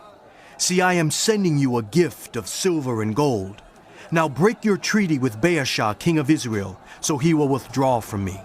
Ben-Hadad agreed with King Asa and sent the commanders of his forces against the towns of Israel. He conquered Ijon, Dan, Abel-Beth-Maacah, and all Kinnereth, in addition to Naphtali. When Baasha heard this, he stopped building Ramah and withdrew to Tirzah. Then King Asa issued an order to all Judah. No one was exempt, and they carried away from Ramah the stones and timber Baasha had been using there. With them King Asa built up Geba in Benjamin and also Mizpah. As for all the other events of Asa's reign, all his achievements, all he did, and the cities he built, are they not written in the book of the annals of the kings of Judah? In his old age, however, his feet became diseased. Then Asa rested with his ancestors and was buried with them in the city of his father David. And Jehoshaphat his son succeeded him as king. Nadab, son of Jeroboam, became king of Israel in the 2nd year of Asa, king of Judah, and he reigned over Israel 2 years. He did evil in the eyes of the Lord, following the ways of his father and committing the same sin his father had caused Israel to commit. Baasha, son of Ahijah of the house of Issachar, plotted against him, and he struck him down at Gibbethon, a Philistine town, while Nadab and all Israel were besieging it. Baasha killed Nadab in the 3rd year of Asa, king of Judah, and succeeded him as king. As soon as he began to reign, he killed Jeroboam's whole family. He did not leave Jeroboam anyone that breathed, but destroyed them all, according to the word of the Lord given through his servant Ahijah the Shilonite.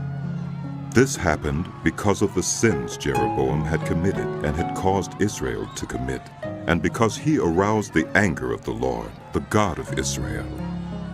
As for the other events of Nadab's reign and all he did, are they not written in the book of the annals of the kings of Israel? There was war between Asa and Baasha, king of Israel, throughout their reigns. In the 3rd year of Asa, king of Judah, Baasha, son of Ahijah, became king of all Israel in Tirzah, and he reigned 24 years. He did evil in the eyes of the Lord, following the ways of Jeroboam and committing the same sin Jeroboam had caused Israel. The word of the Lord came to Jehu, son of Hanani, concerning Baasha. I lifted you up from the dust and appointed you ruler over my people Israel. But you followed the ways of Jeroboam and caused my people Israel to sin and to arouse my anger by their sins. So I am about to wipe out Baasha and his house, and I will make your house like that of Jeroboam, son of Nebat.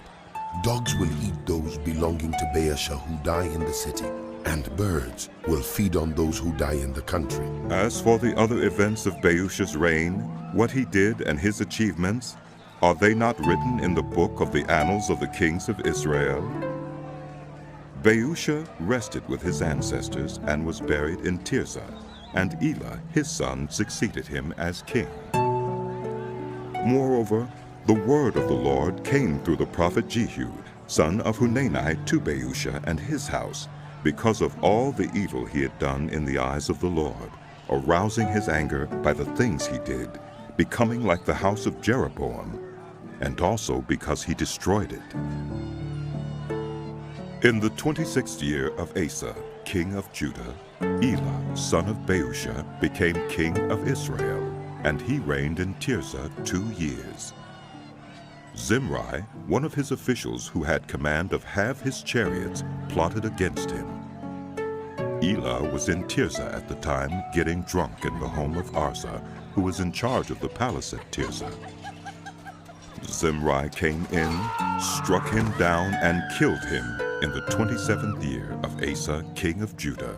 Then he succeeded him as king. As soon as he began to reign and was seated on the throne, he killed off Baasha's whole family. He did not spare a single male, whether relative or friend.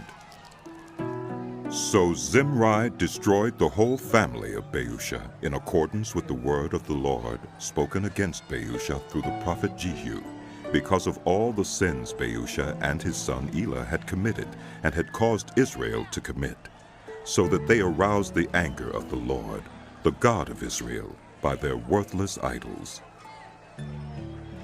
As for the other events of Elah's reign and all he did, are they not written in the book of the annals of the kings of Israel? In the 27th year of Asa, king of Judah, Zimri reigned in Tirzah 7 days. The army was encamped near Gibbethon, a Philistine town. When the Israelites in the camp heard that Zimri had plotted against the king and murdered him, they proclaimed Omri, the commander of the army, king over Israel that very day there in the camp. Then Omri and all the Israelites with him withdrew from Gibbethon and laid siege to Tirzah. When Zimri saw that the city was taken, he went into the citadel of the royal palace and set the palace on fire around him. So he died because of the sins he had committed, doing evil in the eyes of the Lord and following the ways of Jeroboam and committing the same sin Jeroboam had caused Israel to commit. As for the other events of Zimri's reign and the rebellion he carried out, are they not written in the book of the annals of the kings of Israel? Then the people of Israel were split into 2 factions. half supported Tibni, son of Ginath, for king, and the other half supported Omri. But Omri's followers proved stronger than those of Tibni, son of Ginath. So Tibni died, and Omri became king. In the 31st year of Asa, king of Judah, Omri became king of Israel, and he reigned 12 years, 6 of them in Tirzah. He bought the hill of Samaria from Shemer for 2 talents of silver and built a city on the hill, calling it Samaria after Shemer, the name of the former owner of the hill. But Omri did evil in the eyes of the Lord and sinned more than all those before him.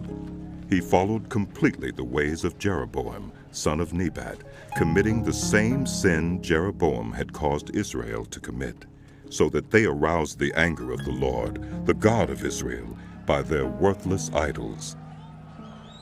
As for the other events of Omri's reign, what he did and the things he achieved, are they not written in the book of the annals of the kings of Israel? Omri rested with his ancestors and was buried in Samaria, and Ahab, his son, succeeded him as king. In the 38th year of Asa, king of Judah, Ahab, son of Omri, became king of Israel, and he reigned in Samaria over Israel 22 years. Ahab, son of Omri, did more evil in the eyes of the Lord than any of those before him. He not only considered it trivial to commit the sins of Jeroboam, son of Nebat, but he also married Jezebel, daughter of Ethbaal, king of the Sidonians, and began to serve Baal and worship him. He set up an altar for Baal in the temple of Baal that he built in Samaria. Ahab also made an Asherah pole and did more to arouse the anger of the Lord, the God of Israel, than did all the kings of Israel before him. In Ahab's time, Hiel of Bethel rebuilt Jericho. He laid its foundations at the cost of his firstborn son, Abiram, and he set up its gates at the cost of his youngest son, Segub, in accordance with the word of the Lord, spoken by Joshua, son of Nun. Elijah the Tishbite from Tishbe in Gilead said to Ahab, As the Lord, the God of Israel lives, whom I serve, there will be neither dew nor rain in the next few years, except at my word. Then the word of the Lord came to Elijah. Leave here, turn eastward and hide in the Kerith ravine, east of the Jordan.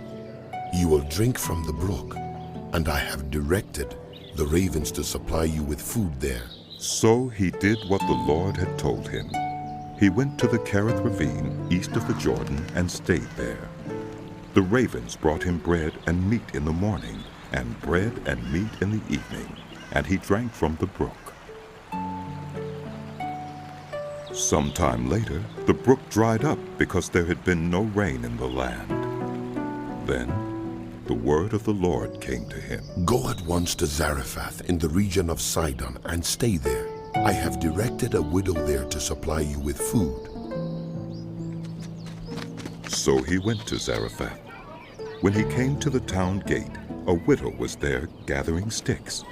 He called to her and asked, Would you bring me a little water in a jar so I may have a drink? As she was going to get it, he called, And bring me, please, a piece of bread. As surely as the Lord your God lives, she replied, I don't have any bread. Only a handful of flour in a jar and a little olive oil in a jug. I'm gathering a few sticks to take home and make a meal for myself and my son, that we may eat it and die. Elijah said to her, Don't be afraid. Go home and do as you have said, but first make a small loaf of bread for me from what you have, and bring it to me, and then make something for yourself and your son. For this is what the Lord, the God of Israel, says. The jar of flour will not be used up, and the jug of oil will not run dry until the day the Lord sends rain on the land. She went away and did as Elijah had told her. So there was food every day for Elijah and for the woman and her family. for the jar of flour was not used up, and the jug of oil did not run dry, in keeping with the word of the Lord spoken by Elijah. Some time later, the son of the woman who owned the house became ill. He grew worse and worse, and finally stopped breathing. She said to Elijah, "What do you have against me, man of God? Did you come to remind me of my sin and kill my son?" No. Give me your son, Elijah replied. He took him from her arms, carried him to the upper room where he was staying, and laid him on his bed. Then he cried out to the Lord, Lord my God, have you brought tragedy even on this widow I am staying with by causing her son to die? Then he stretched himself out on the boy 3 times and cried out to the Lord, Lord my God, let this boy's life return to him. The Lord heard Elijah's cry, and the boy's life returned to him, and he lived. Elijah picked up the child and carried him down from the room into the house. He gave him to his mother and said, Look, your son is alive. Then the woman said to Elijah, Now I know that you are a man of God, and that the word of the Lord from your mouth is the truth. After a long time, in the 3rd year, the word of the Lord came to Elijah. Go and present yourself to Ahab, and I will send rain on the land. So Elijah went to present himself to Ahab. Now the famine was severe in Samaria, and Ahab had summoned Obadiah, who was in charge of his palace. Obadiah was a devout believer in the Lord. While Jezebel was killing off the Lord's prophets, Obadiah had taken 100 prophets and hidden them in 2 caves, 50 in each, and had supplied them with food and water. Ahab had said to Obadiah, Go through the land, to all the springs and valleys. Maybe we can find some grass to keep the horses and mules alive, so we will not have to kill any of our animals. So they divided the land they were to cover, Ahab going in one direction and Obadiah in another. As Obadiah was walking along, Elijah met him. Obadiah recognized him, bowed down to the ground, and said, Oh, is it really you, my lord Elijah? Yes, he replied. Go tell your master Elijah is here. What have I done wrong? Asked Obadiah. That you are handing your servant over to Ahab to be put to death. As surely as the Lord your God lives, there is not a nation or kingdom where my master has not sent someone to look for you. And whenever a nation or kingdom claimed you were not there, he made them swear they could not find you. But now you tell me to go to my master and say, Elijah is here. I don't know where the Spirit of the Lord may carry you when I leave you. If I go and tell Ahab and he doesn't find you, he will kill me. Yet I, your servant, have worshipped the Lord since my youth. Haven't you heard, my Lord? What I did while Jezebel was killing the prophets of the Lord? I hid 100 of the Lord's prophets in 2 caves, 50 in each, and supplied them with food and water. And now you tell me to go to my master and say, Elijah is here? He will kill me. Elijah said, As the Lord Almighty lives, whom I serve, I will surely present myself to Ahab today. So Obadiah went to meet Ahab and told him, and Ahab went to meet Elijah. When he saw Elijah, he said to him, Is that you troubler of Israel? I have not made trouble for Israel, but you and your father's family have. You have abandoned the Lord's commands and have followed the Baals. Now summon the people from all over Israel to meet me on Mount Carmel, and bring the 450 prophets of Baal and the 400 prophets of Asherah who eat at Jezebel's table. So Ahab sent word throughout all Israel and assembled the prophets on Mount Carmel. Elijah went before the people and said, How long will you waver between two opinions? If the Lord is God, follow him. But if Baal is God, follow him.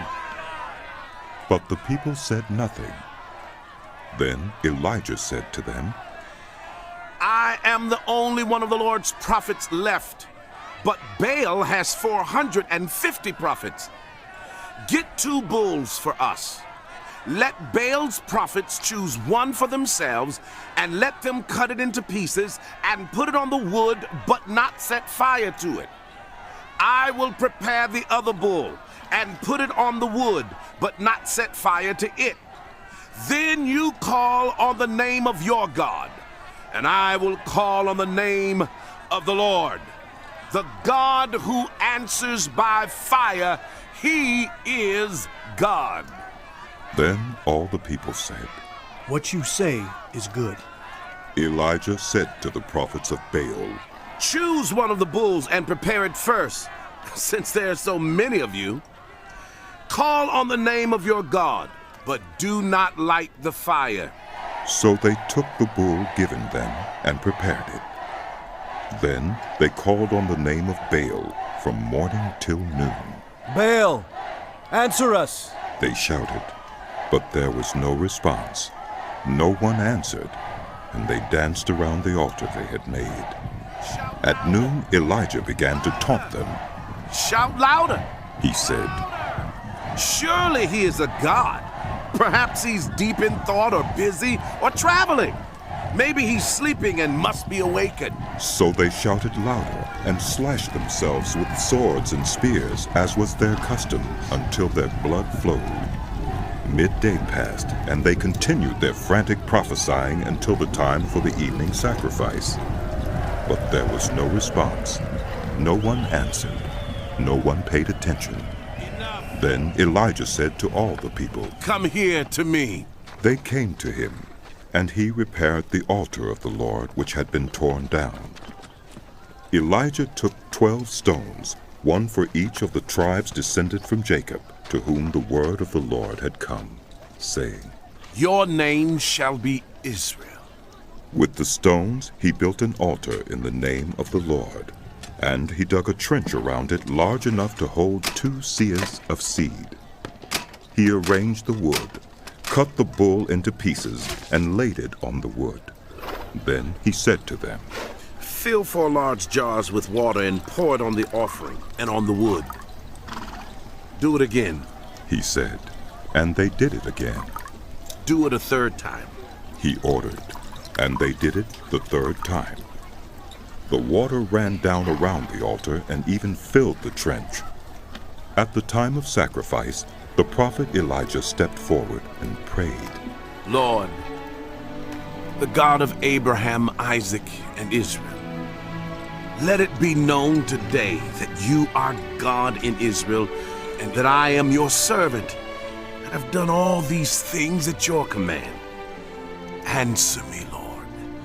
Answer me, so these people will know that you, Lord, are God, and that you are turning their hearts back again. Then the fire of the Lord fell and burned up the sacrifice, the wood, the stones, and the soil, and also licked up the water in the trench. When all the people saw this, they fell prostrate and cried, The Lord, he is God. The Lord, he is God. Then Elijah commanded them, Seize the prophets of Baal. Don't let anyone get away. They seized them, and Elijah had them brought down to the Kishon Valley and slaughtered there. And Elijah said to Ahab, Go, eat and drink, for there's the sound of a heavy rain. So Ahab went off to eat and drink, but Elijah climbed to the top of Carmel, bent down to the ground, and put his face between his knees. Go and look toward the sea, he told his servant, and he went up and looked. There is nothing there, he said. 7 times Elijah said, Go back. The 7th time the servant reported, A cloud as small as a man's hand is rising from the sea. So Elijah said, Go and tell Ahab, hitch up your chariot and go down before the rain stops you. Meanwhile, the sky grew black with clouds. The wind rose. A heavy rain came on, and Ahab rode off to Jezreel.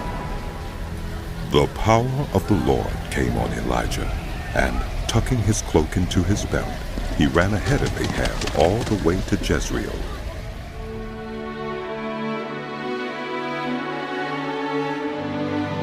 The book of 1 Kings continued.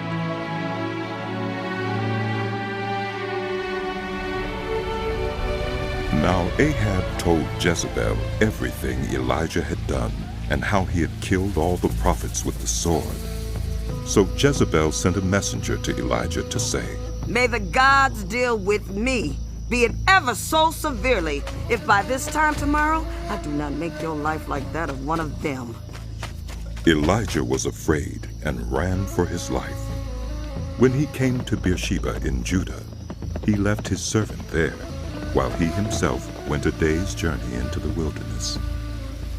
He came to a broom bush, sat down under it, and prayed that he might die.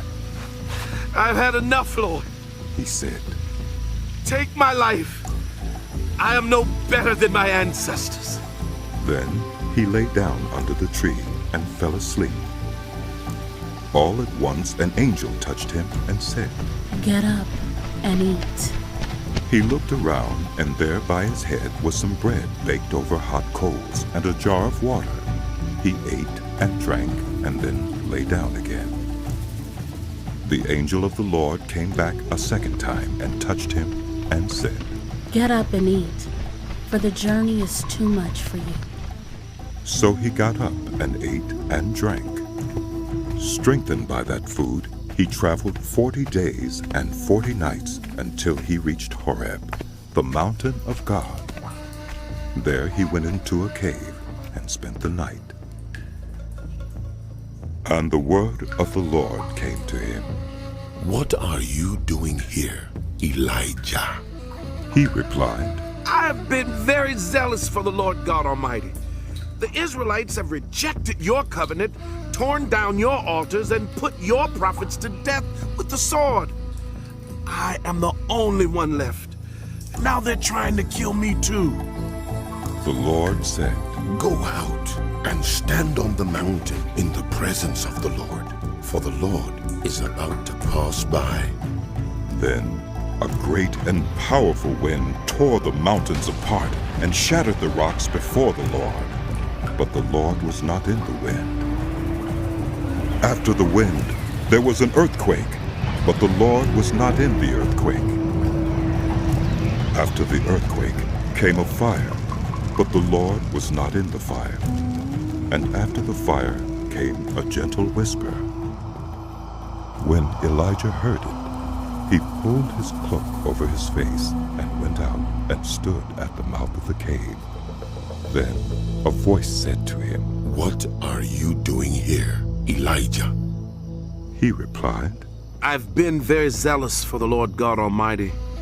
The Israelites have rejected your covenant, torn down your altars, and put your prophets to death with the sword. I am the only one left, and now they're trying to kill me too. The Lord said to him, Go back the way you came, and go to the desert of Damascus. When you get there, anoint Hazael king over Aram. Also anoint Jehu son of Nimshi king over Israel. And anoint Elisha the son of Shaphat from Abel-Meholah to succeed you as prophet. Jehu will put to death any who escape the sword of Hazael, and Elisha will put to death any who escape the sword of Jehu.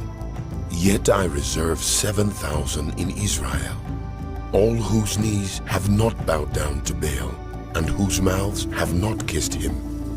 So Elijah went from there and found Elisha, son of Shaphat. He was plowing with 12 yoke of oxen, and he himself was driving the 12th pair. Elijah went up to him and threw his cloak around him.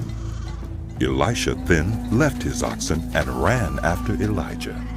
Let me kiss my father and mother goodbye, he said, and then I will come with you. Go back, Elijah replied. What have I done to you? So Elisha left him and went back. He took his yoke of oxen and slaughtered them. He burned the plowing equipment to cook the meat and gave it to the people, and they ate. Then he set out to follow Elijah and became his servant. Now Ben-Hadad, king of Aram, mustered his entire army. Accompanied by 32 kings with their horses and chariots, he went up and besieged Samaria and attacked it. He sent messengers into the city to Ahab, king of Israel, saying, This is what Ben-Hadad says. Your silver and gold are mine, and the best of your wives and children are mine. The king of Israel answered, Just as you say, my lord the king, I and all I have are yours. The messengers came again and said, This is what Ben-Hadad says. I sent to demand your silver and gold, your wives and your children. But about this time tomorrow, I'm going to send my officials to search your palace and the houses of your officials. They will seize everything you value and carry it away. The king of Israel summoned all the elders of the land and said to them, See how this man is looking for trouble? When he sent for my wives and my children, my silver and my gold, I did not refuse him. The elders and the people all answered, Don't listen to him or agree to his demands. So he replied to Ben-Hadad's messengers, Tell my lord the king, your servant will do all you demanded the first time, but this demand I cannot meet. They left and took the answer back to Ben-Hadad. Then Ben-Hadad sent another message to Ahab. May the gods deal with me, be it ever so severely, if enough dust remains in Samaria to give each of my men a handful. The king of Israel answered, Tell him, one who puts on his armor should not boast like one who takes it off. Ben-Hadad heard this message while he and the kings were drinking in their tents, and he ordered his men, Prepare to attack. So they prepared to attack the city. Meanwhile, a prophet came to Ahab, king of Israel, and announced, This is what the Lord says. Do you see this vast army? I will give it into your hand today, and then you will know that I am the Lord. But who will do this? Asked Ahab. The prophet replied, This is what the Lord says. The junior officers under the provincial commanders will do it. And who will start the battle? He asked. The prophet answered, You will. So Ahab summoned the 232 junior officers under the provincial commanders. Then he assembled the rest of the Israelites, 7,000 in all. They set out at noon, while Ben-Hadad and the 32 kings allied with him were in their tents getting drunk. The junior officers under the provincial commanders went out first. Now Ben-Hadad had dispatched scouts who reported, Men are advancing from Samaria. He said, They've come out for peace. Take them alive. They've come out for war. Take them alive. The junior officers under the provincial commanders marched out of the city with the army behind them, and each one struck down his opponent. At that, the Arameans fled with the Israelites in pursuit. But Ben-Hadad, king of Aram, escaped on horseback with some of his horsemen. The king of Israel advanced and overpowered the horses and chariots, and inflicted heavy losses on the Arameans. Afterward, the prophet came to the king of Israel and said, Strengthen your position and see what must be done, because next spring the king of Aram will attack you again. Meanwhile, the officials of the king of Aram advised him, Their gods are gods of the hills. That is why they were too strong for us. But if we fight them on the plains, surely we will be stronger than they. Do this. Remove all the kings from their commands and replace them with other officers. You must also raise an army like the one you lost, horse for horse and chariot for chariot, so we can fight Israel on the plains. Then surely we will be stronger than they. He agreed with them and acted accordingly. The next spring, Ben-Hadad mustered the Arameans and went up to Aphek to fight against Israel. When the Israelites were also mustered and given provisions, they marched out to meet them. The Israelites camped opposite them, like two small flocks of goats, while the Arameans covered the countryside. The man of God came up and told the king of Israel, "This is what the Lord says. Because the Arameans think the Lord is a God of the hills and not a God of the valleys, I will deliver this vast army into your hands, and you will know that I am the Lord." For 7 days they camped opposite each other, and on the 7th day the battle was joined. The Israelites inflicted 100,000 casualties on the Aramean foot soldiers in 1 day. The rest of them escaped to the city of Aphek, where the wall collapsed on 27,000 of them, and Ben-Hadad fled to the city and hid in an inner room. His officials said to him, "Look, we have heard that the kings of the house of Israel are merciful.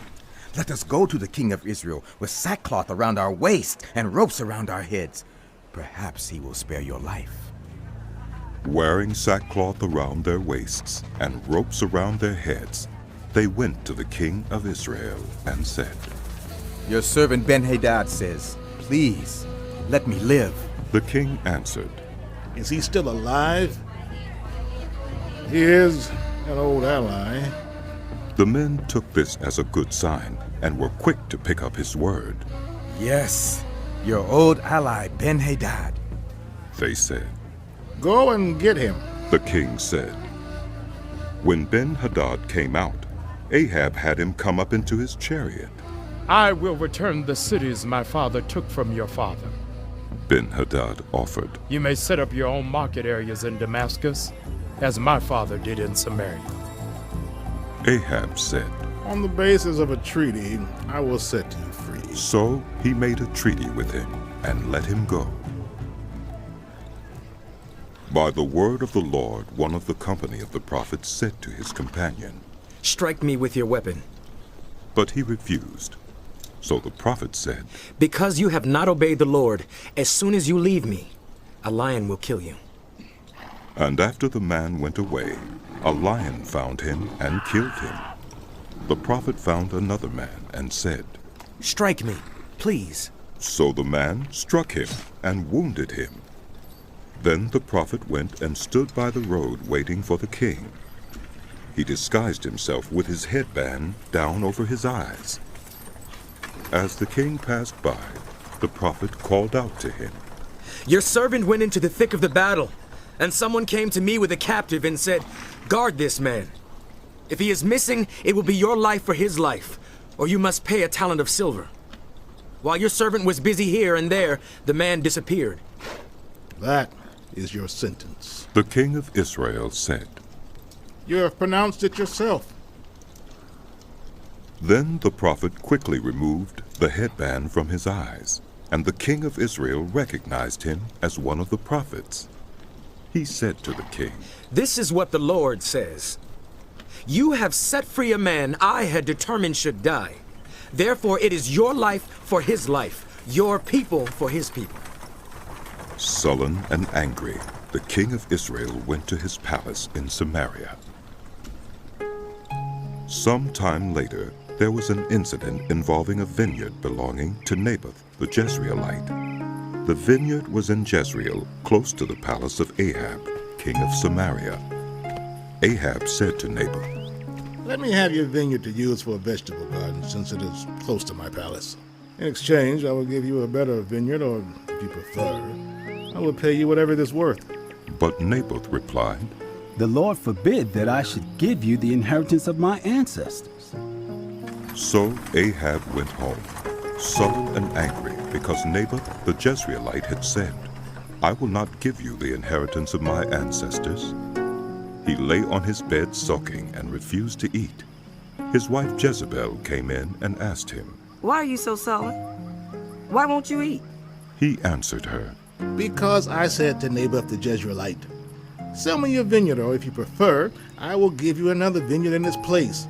But he said, 'I will not give you my vineyard.'" Jezebel, his wife, said, Is this how you act as king over Israel? Get up and eat. Cheer up. I'll get you the vineyard of Naboth, the Jezreelite. So she wrote letters in Ahab's name, placed his seal on them, and sent them to the elders and nobles who lived in Naboth's city with him. In those letters she wrote, Proclaim a day of fasting and seat Naboth in a prominent place among the people, but seek 2 scoundrels opposite him, and have them bring charges that he has cursed both God and the king. Then take him out and stone him to death. So the elders and nobles who lived in Naboth's city did as Jezebel directed in the letters she had written to them. They proclaimed a fast and seated Naboth in a prominent place among the people. Then 2 scoundrels came and sat opposite him, and brought charges against Naboth before the people, saying, Naboth has cursed both God and the king. So they took him outside the city and stoned him to death. Then they sent word to Jezebel. Naboth has been stoned to death. As soon as Jezebel heard that Naboth had been stoned to death, she said to Ahab, Get up and take possession of the vineyard of Naboth, the Jezreelite, that he refused to sell you. He is no longer alive, but dead. When Ahab heard that Naboth was dead, he got up and went down to take possession of Naboth's vineyard. Then the word of the Lord came to Elijah the Tishbite. Go down to meet Ahab, king of Israel, who rules in Samaria. He is now in Naboth's vineyard, where he has gone to take possession of it. Say to him, This is what the Lord says. Have you not murdered a man and seized his property? Then say to him, This is what the Lord says. In the place where dogs licked up Naboth's blood, dogs will lick up your blood. Yes, yours. Ahab said to Elijah, So, you have found me, my enemy. I have found you, he answered. Because you have sold yourself to do evil in the eyes of the Lord. He says, I am going to bring disaster on you. I will wipe out your descendants and cut off from Ahab every last male in Israel, slave or free. I will make your house like that of Jeroboam, son of Nebat, and that of Baasha, son of Ahijah, because you have aroused my anger and have caused Israel to sin. And also concerning Jezebel, the Lord says, Dogs will devour Jezebel by the wall of Jezreel. Dogs will eat those belonging to Ahab who die in the city, and the birds will feed on those who die in the country. There was never anyone like Ahab who sold himself to do evil in the eyes of the Lord, urged on by Jezebel, his wife. He behaved in the vilest manner by going after idols. Like the Amorites, the Lord drove out before Israel. When Ahab heard these words, he tore his clothes, put on sackcloth, and fasted. He lay in sackcloth and went around meekly. Then the word of the Lord came to Elijah the Tishbite. Have you noticed how Ahab has humbled himself before me? Because he has humbled himself, I will not bring this disaster in his day, but I will bring it on his house. There was no war between Aram and Israel. But in the 3rd year, Jehoshaphat, king of Judah, went down to see the king of Israel. The king of Israel had said to his officials, Don't you know that Ramoth-Gilead belongs to us, and yet we are doing nothing to retake it from the king of Aram? So he asked Jehoshaphat, Will you go with me to fight against Ramoth-Gilead? Jehoshaphat replied to the king of Israel, I am as you are, my people as your people, my horses as your horses. But Jehoshaphat also said to the king of Israel, First, seek the counsel of the Lord. So the king of Israel brought together the prophets, about 400 men, and asked them, Shall I go to war against Ramoth-Gilead, or shall I refrain? Go, they answered, for the Lord will give it into the king's hand. But Jehoshaphat asked, Is there no longer a prophet of the Lord here, whom we can inquire of? The king of Israel answered Jehoshaphat, There's still one through whom we can inquire of the Lord, but I hate him because he never prophesies anything good about me, but always bad. Here's Micaiah, son of Imlah. The king should not say such a thing, Jehoshaphat replied. So the king of Israel called one of his officials and said, Bring Micaiah, son of Imlah, at once. Dressed in their royal robes, the king of Israel and Jehoshaphat, king of Judah, were sitting on their thrones at the threshing floor by the entrance of the gate of Samaria, with all the prophets prophesying before them. Now Zedekiah, son of Kenaunah, had made iron horns, and he declared, This is what the Lord says. With these you will gore the Arameans until they are destroyed. All the other prophets were prophesying the same thing. Attack Ramoth-Gilead and be victorious, they said. For the Lord will give it into the king's hand. The messenger who had gone to summon Micaiah said to him, Look, the other prophets without exception are predicting success for the king. Let your word agree with theirs and speak favorably. But Micaiah said, As surely as the Lord lives, I can tell him only what the Lord tells me. When he arrived, the king asked him, Micaiah, shall we go to war against Ramoth-Gilead or not? Attack and be victorious. He answered, For the Lord will give it into the king's hand. The king said to him, How many times must I make you swear to tell me nothing but the truth in the name of the Lord? Then Micaiah answered, I saw all Israel scattered on the hills like sheep without a shepherd. And the Lord said, These people have no master. Let each one go home in peace. The king of Israel said to Jehoshaphat, Didn't I tell you that he never prophesies anything good about me, but only bad? Micaiah continued, Therefore hear the word of the Lord. I saw the Lord sitting on his throne with all the host of heaven standing around him on his right and on his left. And the Lord said, Who will entice Ahab into attacking Ramoth-Gilead and going to his death there? One suggested this and another that. Finally, a spirit came forward, stood before the Lord and said, I will entice him. By what means, the Lord asked. I will go out and be a lying spirit in the mouths of all his prophets, he said.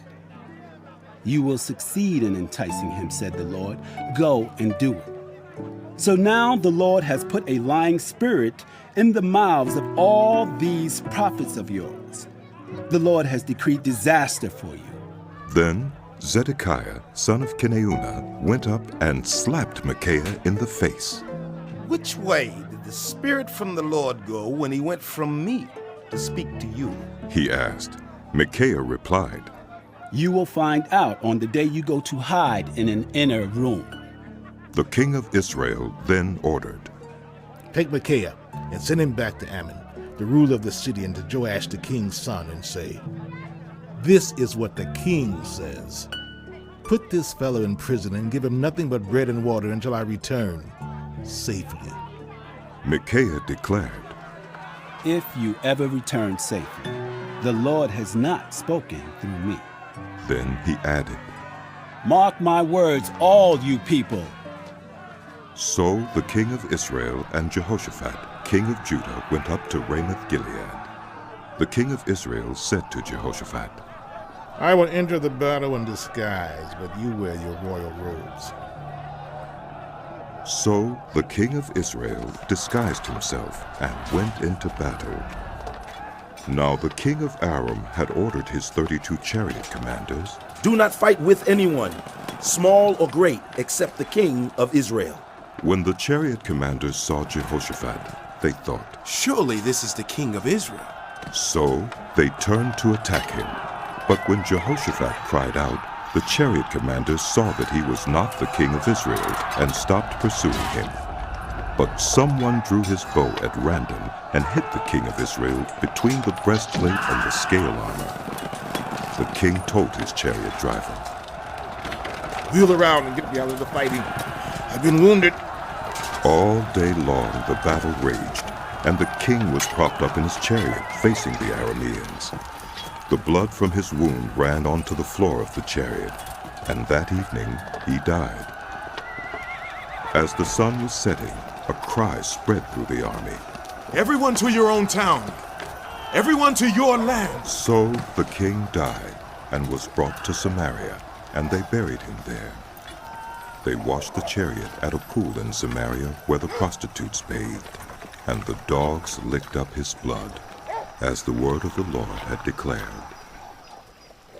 As for the other events of Ahab's reign, including all he did, the palace he built and inlaid with ivory, and the cities he fortified, are they not written in the book of the annals of the kings of Israel?